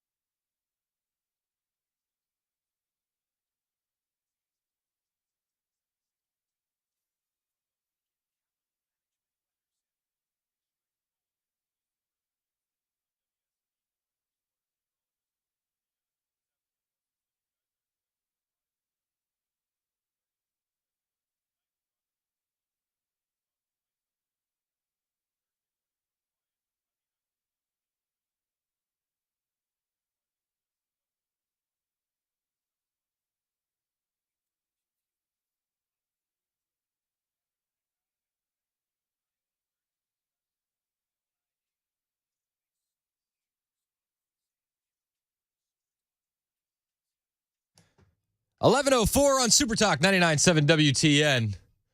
We got a coworker dealing with frozen pipes, so reminding everyone to drip those faucets. I texted my wife, said, "Can you make sure we got a drip going?" Yeah. Seriously. Please do. You don't want to deal with that, and it is cold enough that you could be dealing with that. So get them faucets dripped. All right, cool. My wife just responded. She went, "Eek," and yes, yes, sir. Dripping will happen. Yes, sir. Drip them pipes. All right, so happening in Davos right now, the World Economic Forum is going on. Have you heard about this? This is where all the powerful leaders come together to talk about, how you're going to own nothing and be happy. Just elite things. Klaus Schwab opened up the World Economic Forum and says that he wants to rebuild trust. To rebuild trust, there's a fundamental need to embody trusteeship. He sounds like an evil villain from a movie, doesn't he? Yeah, very scary. I'm already terrified. Goosebumps. All right, how do we rebuild this trust, Klaus? Which means to care for the greater good. Oh. Let's use this annual meeting to rebuild trust by exercising our trusteeship individually and collectively for safeguarding the future of humanity. Okay, so they're going to safeguard the future of humanity. Fill you with warm and fuzzies, what they're doing at the World Economic Forum.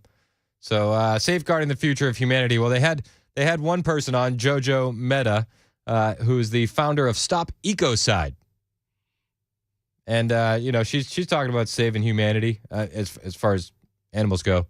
And she wanted everybody to know that fishing and farming is actually genocide. I mean, ecocide as a word is becoming better known around the world, and the concept is generally mass damage and destruction of nature. But legally speaking, what our organisation and other collaborators aim to do is to have this recognised legally as a serious crime.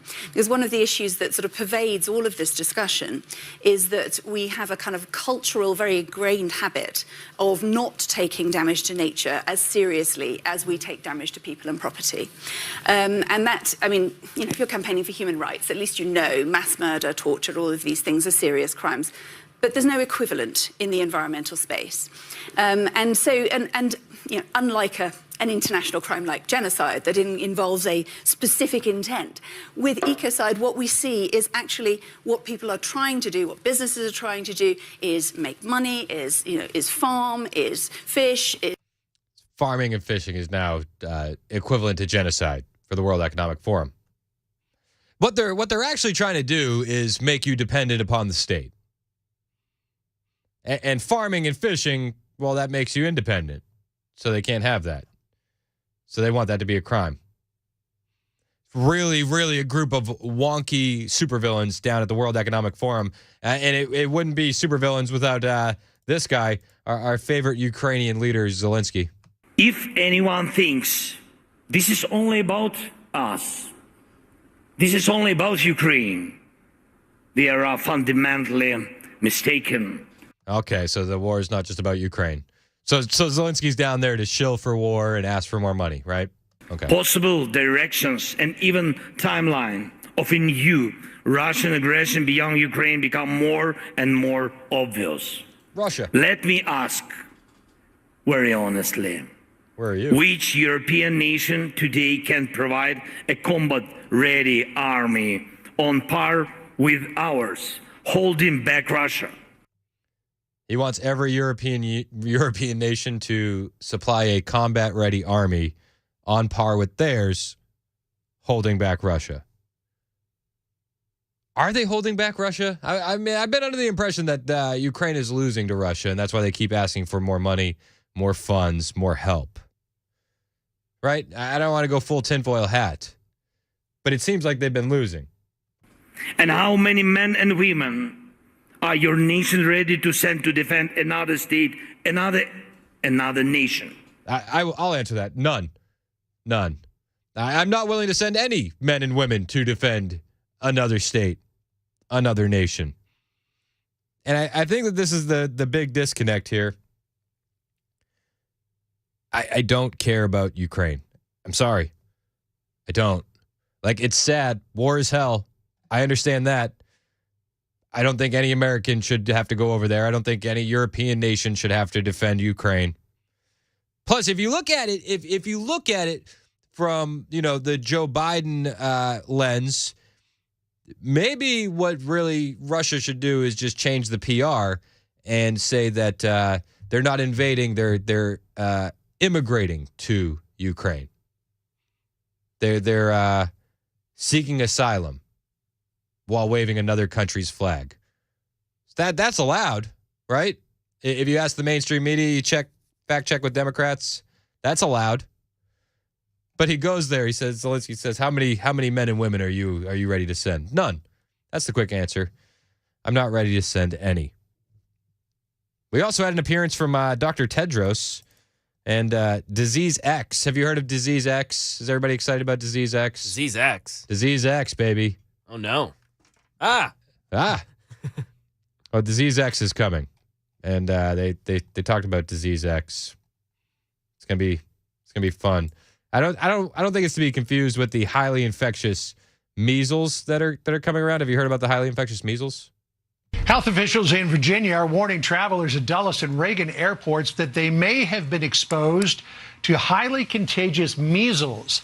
The Virginia Department of Health says the warning is linked to an international traveler who was at the international arrivals at Dulles Airport between 4 and 8 o'clock on Wednesday, January the 3rd, then at Terminal A at Reagan Airport the following day between 2:30 and 6:30 in the afternoon. They added the virus can stay in the air as long as 2 hours after the presence of an infected person. So highly infectious measles. I don't think that's Disease X. But Tedros was at the World Economic Forum. Tedros, the head of the WHO, the World Health Organization.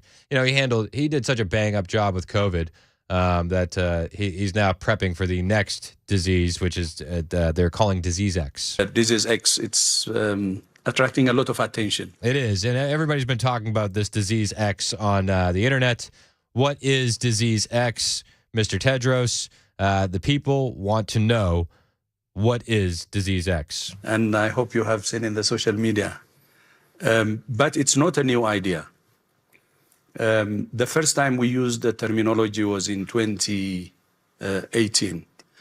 The discussions were in 2017. I was just new Director General. As you know, we annually list the emerging diseases. And MERS could be one, Zika, Ebola, those we know. But you hear the person cough in the background? She was promptly escorted out, tested for Disease X, I'm sure. But then we said, there are things that are unknown that may happen. And anything happening is a matter of when, not if. So very, very dark from Mr. Tedros there. Disease X. It's a placeholder, if you will. Well, a lot of people are pointing to this new Wuhan-type study where Chinese scientists are experimenting with a mutant COVID-19 strain that is 100% lethal to humanized mice. You heard about that?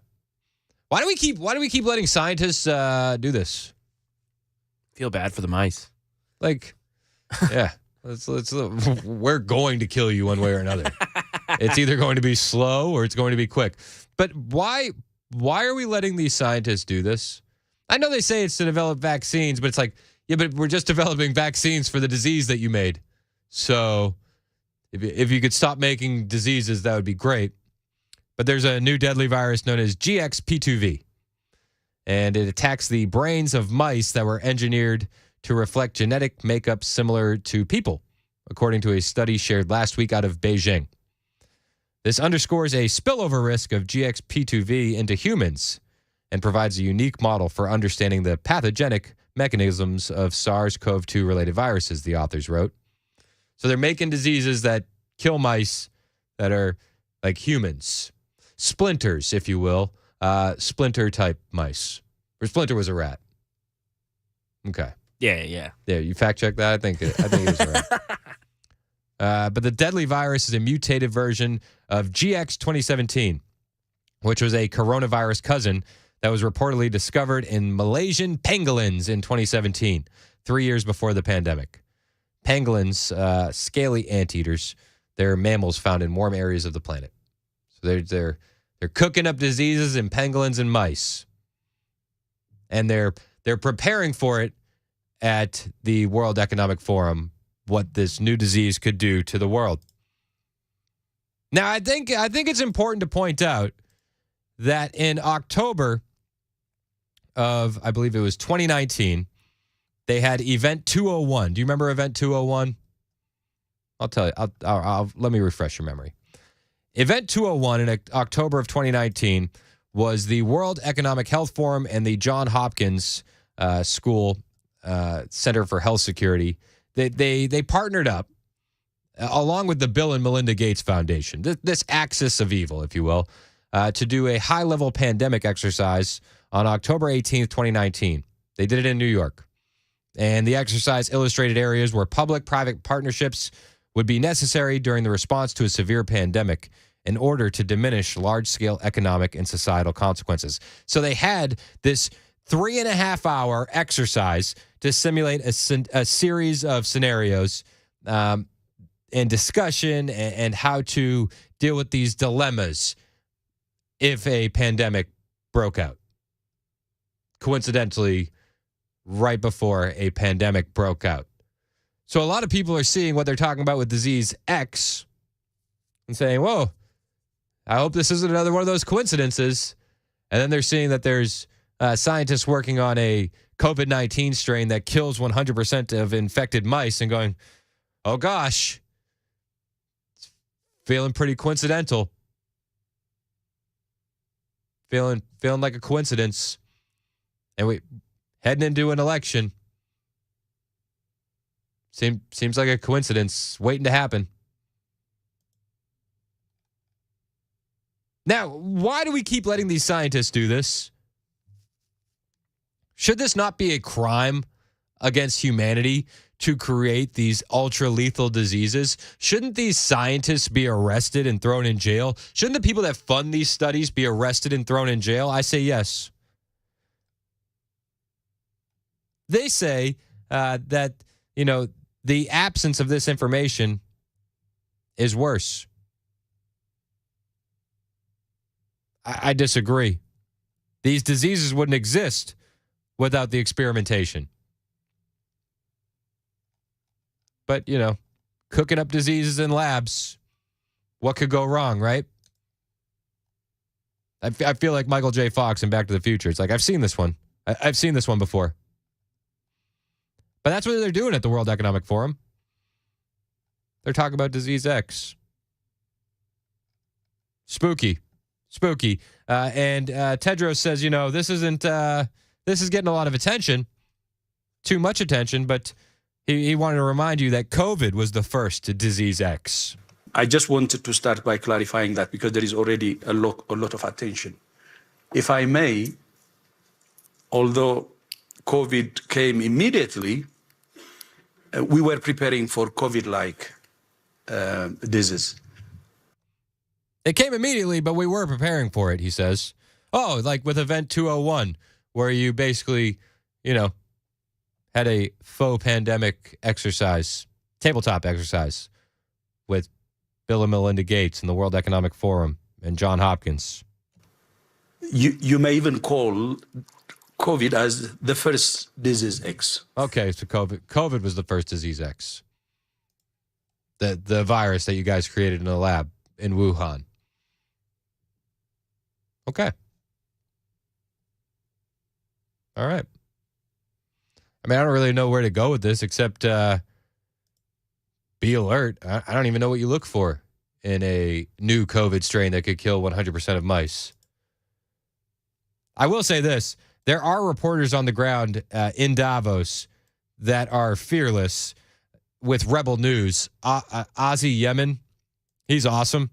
He confronted Tedros on the streets and asked him about his response to COVID. Don't push me, doctor. I love how it starts. The video starts where security's pushing him, and he says, don't push me. Don't push me. Don't push me. Doctor Tedros, This is your chance to apologize to the world for your role during COVID. Would you like to take it? What do you think? Do you think he took the chance to apologize?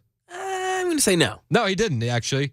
And you know what? The response to COVID created far more death and destruction than actual COVID. I think that we are far enough away now that we can all agree the response to COVID was worse than COVID. But these reporters wanted to get an apology out of Tedros. He wasn't really willing to do it. Do you think you did well in COVID, and if you're going to do as well in disease X? Mr. Tedros, how you doing? How do you feel you went in COVID? We're rushing to a meeting. Oh, we can Maybe walk, later on.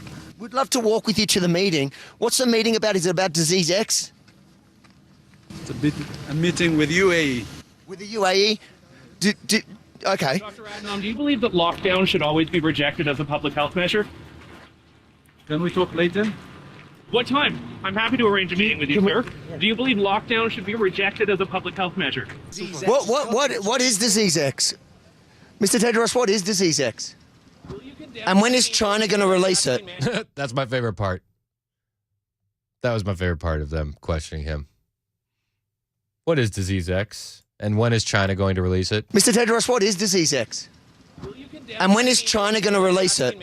Nailed it. China, if you will. China? China. China? Yep, that's the ones doing the experimentation on a COVID-19 strain that kills 100% of mice. It's happening in Beijing, which is located, of course, in, you know the place. China? That's right. 11:21 on Super Talk. 99.7 WTN. China?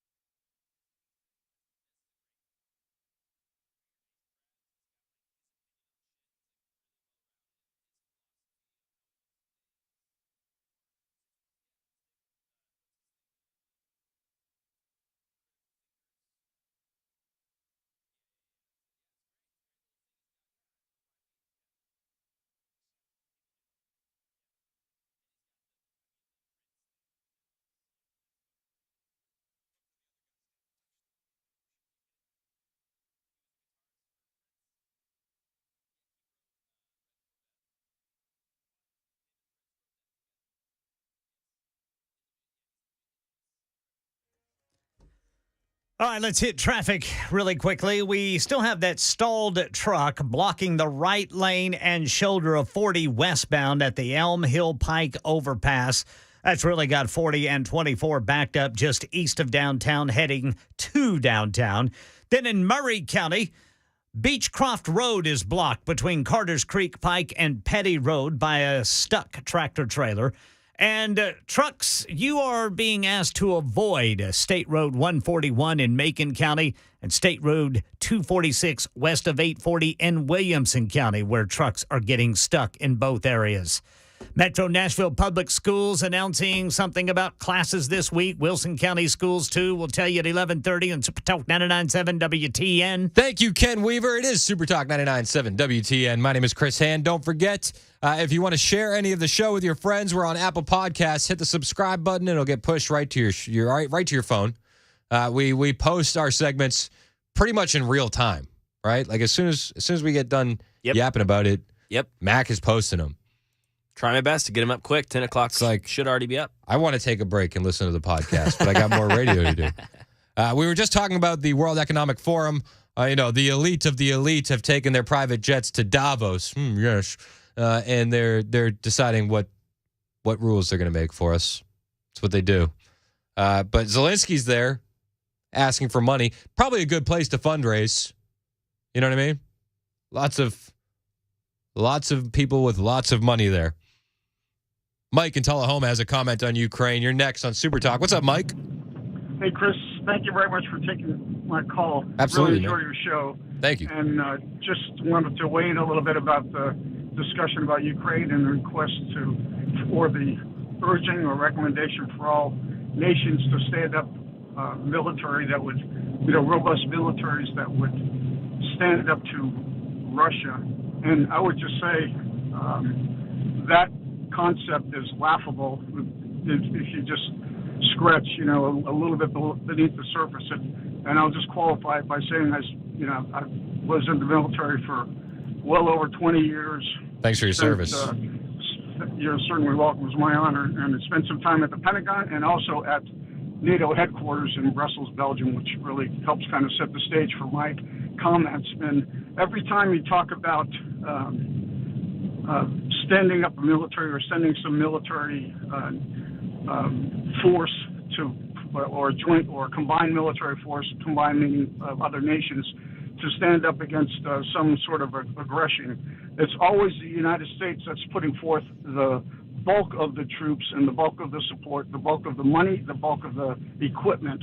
And if anything, the Europeans might send a token force to provide, just as sort of a show of solidarity, if you will, but nothing even close to a robust military presence. And so that whole concept is laughable. They don't have that capability now. It would take them years to constitute that type of a presence, and it's just not even feasible, to be honest with you. So it's a joke to hear those statements, uttered, realizing that it's never going to happen. No, I'm totally with you, Mike, and I appreciate your call. Thanks for your insight, man. You're always welcome to call into the show.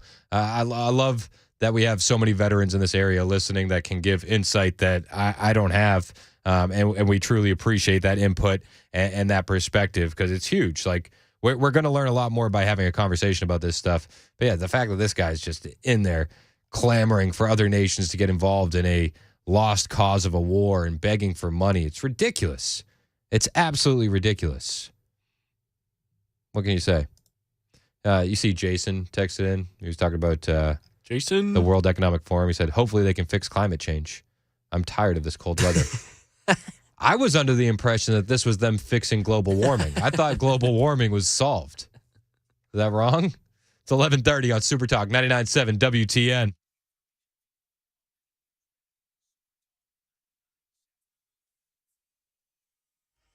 I'm Ken Weaver with your top stories. Again, got a stalled truck that is really slowing things down if you're trying to get to downtown at Nashville on 40 westbound, 24 westbound, east of downtown. That stalled truck blocking the right lane and shoulder there, 40 westbound at Elm Hill Pike, the overpass there. Then in Murray County, you've got Beechcroft Road closed between Carters Creek Pike and Petty Road for a stuck tractor trailer.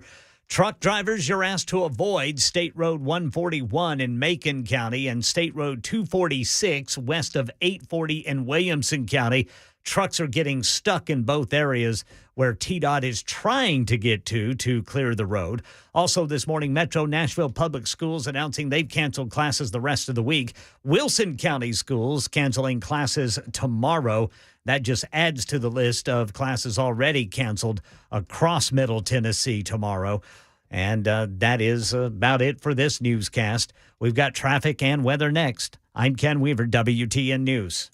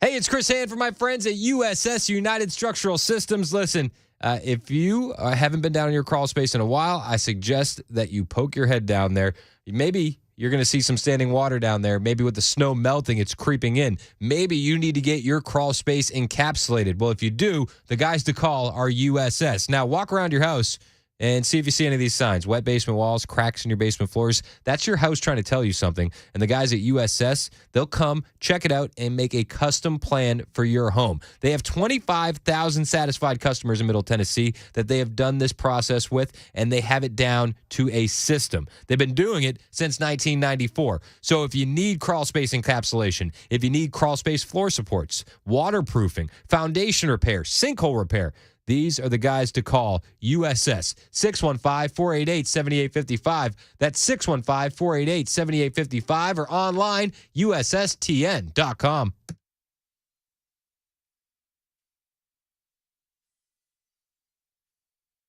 This might be one of my favorite bumper musics that we have. Gets me hype. Like the glass shatter? Yeah, I'm like, let's go. Let's go. Stone Cold Steve Austin. You knew that, right? Oh, yeah, of course. What did we tell? Yes. Yeah, you lived in the 90s. Yes, I wasn't as big into it as you were, but I grew up with it tangentially, especially because of my brothers. How old are your brothers? You're 30. I guess my brother's like 34 and 31. Okay. So they're right around. Like right in my wheelhouse. Right around. Yes, exactly. So like everything I don't like about you, they're probably much cooler on. would that be a fair assumption? Don't. Okay, I'm sorry. Did I say what radio station this is? It's Super Talk 99.7 WTN.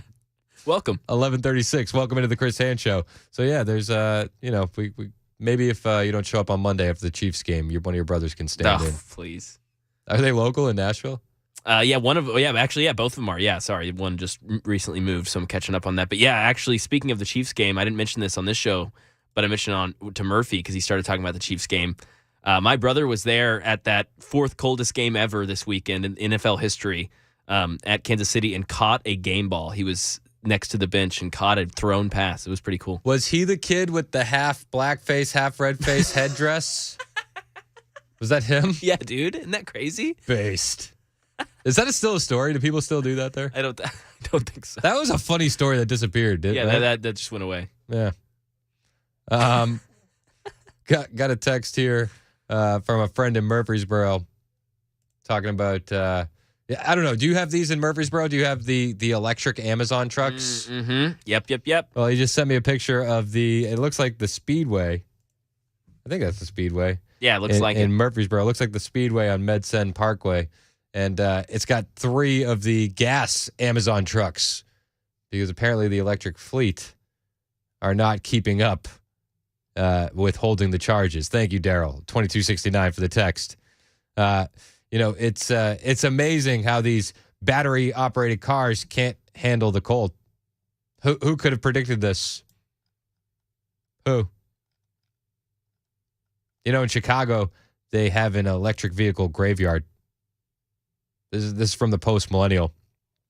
The charging stations for the Teslas in the cold temperatures, you can't charge these electric cars. The batteries can't hold the charge. And according to Fox Chicago, the public charging stations have turned into car graveyards.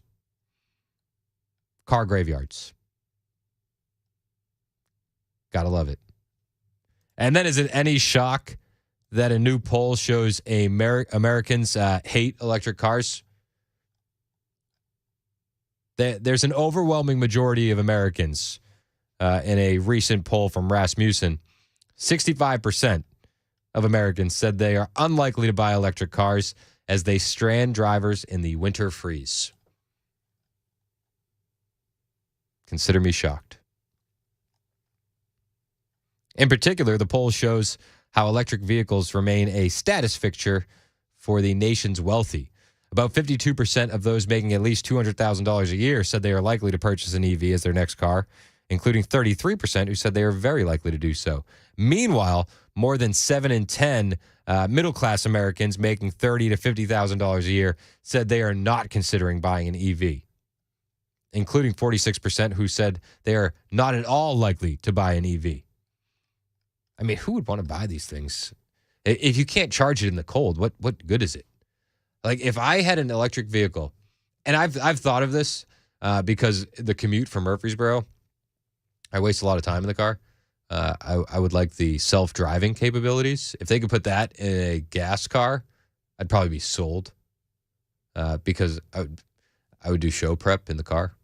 That'd be sick. Wouldn't that be dope? Yeah, that'd be dope. Like instead of losing 2 hours a day to commute. Yeah, no, I could see that. Like that's 10 hours a week. I could be so productive. That's quite literally the only reason I've ever thought of buying an electric vehicle. Like, man, if I had an extra 10 hours a week. Yeah. Are you kidding me? That's huge.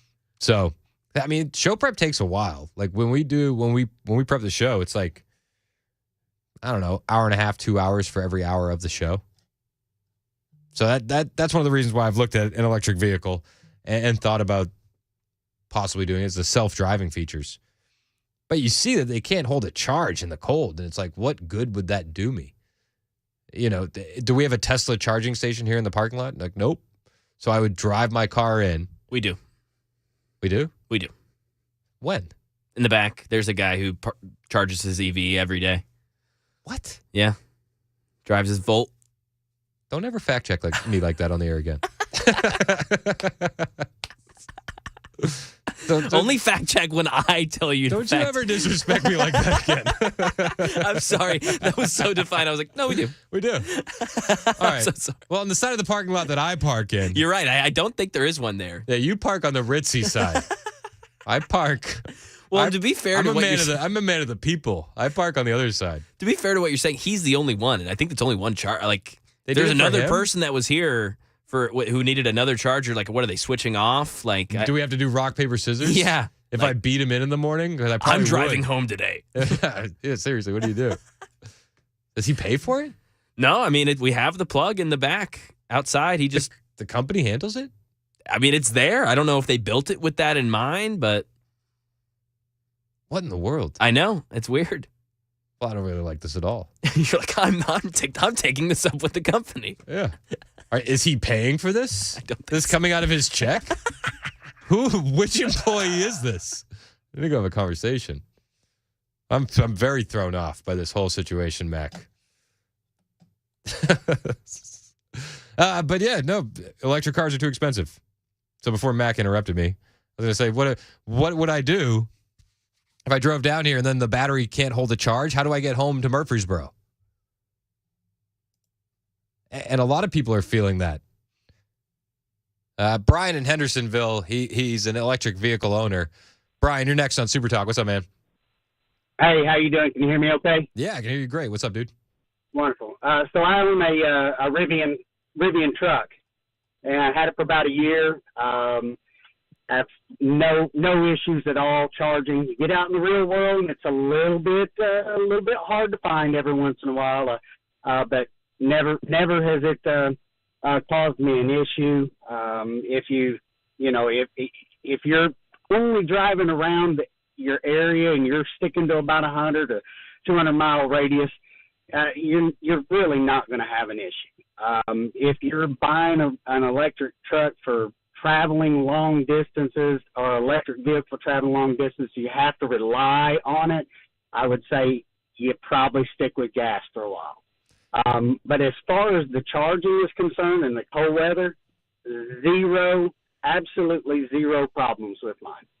I can't speak for anybody else out there, but none. I just had a what they call a level 2 charge, 0 degrees when I plugged it in outside, and came back and the truck's charged right on up. No issues. Hey, I appreciate the call, Brian. Thanks so much. You bet. Brian works for an electric vehicle dealer somewhere in the city. No, I'm just kidding. And actually, I just got fact-checked. The fact-checker got fact-checked. You got fact-checked? Yeah, dude, on the EV charger in the back. Pamela Fur texted me. He charges it with a Bolt extension cord, doesn't he? Oh, so he's plugging into like an outlet inside in, inside the station? Bingo. Also, snow is real. Snow is real. Anthony texted in. He said, I haul gasoline, gentlemen, and I love blowing the doors off some Teslas with my big tanker full of American freedom. I like that. Based, as usual. Jason texted in. He said, I'm going in reverse. I just bought a 2000 model vehicle. My Jeep is a 2020. I'm done with newer vehicles. Also based.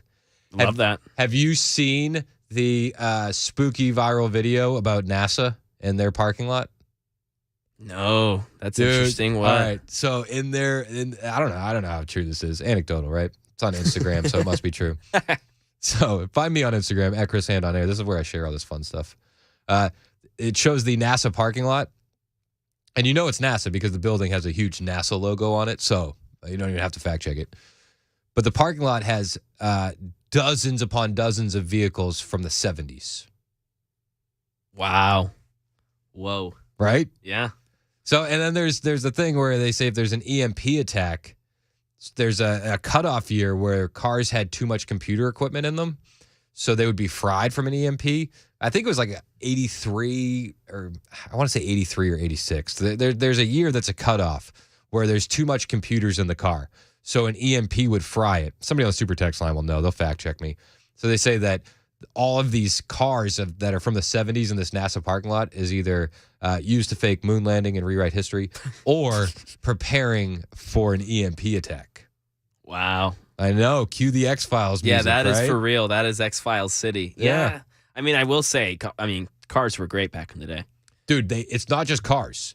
They have they have cars, but they have fire trucks, 18-wheelers, ambulances. Oh, wow. So emergency vehicles. They have everything. Yeah. They're ready to go. Dang. Yeah. And an TF scenario, they're going to be ready.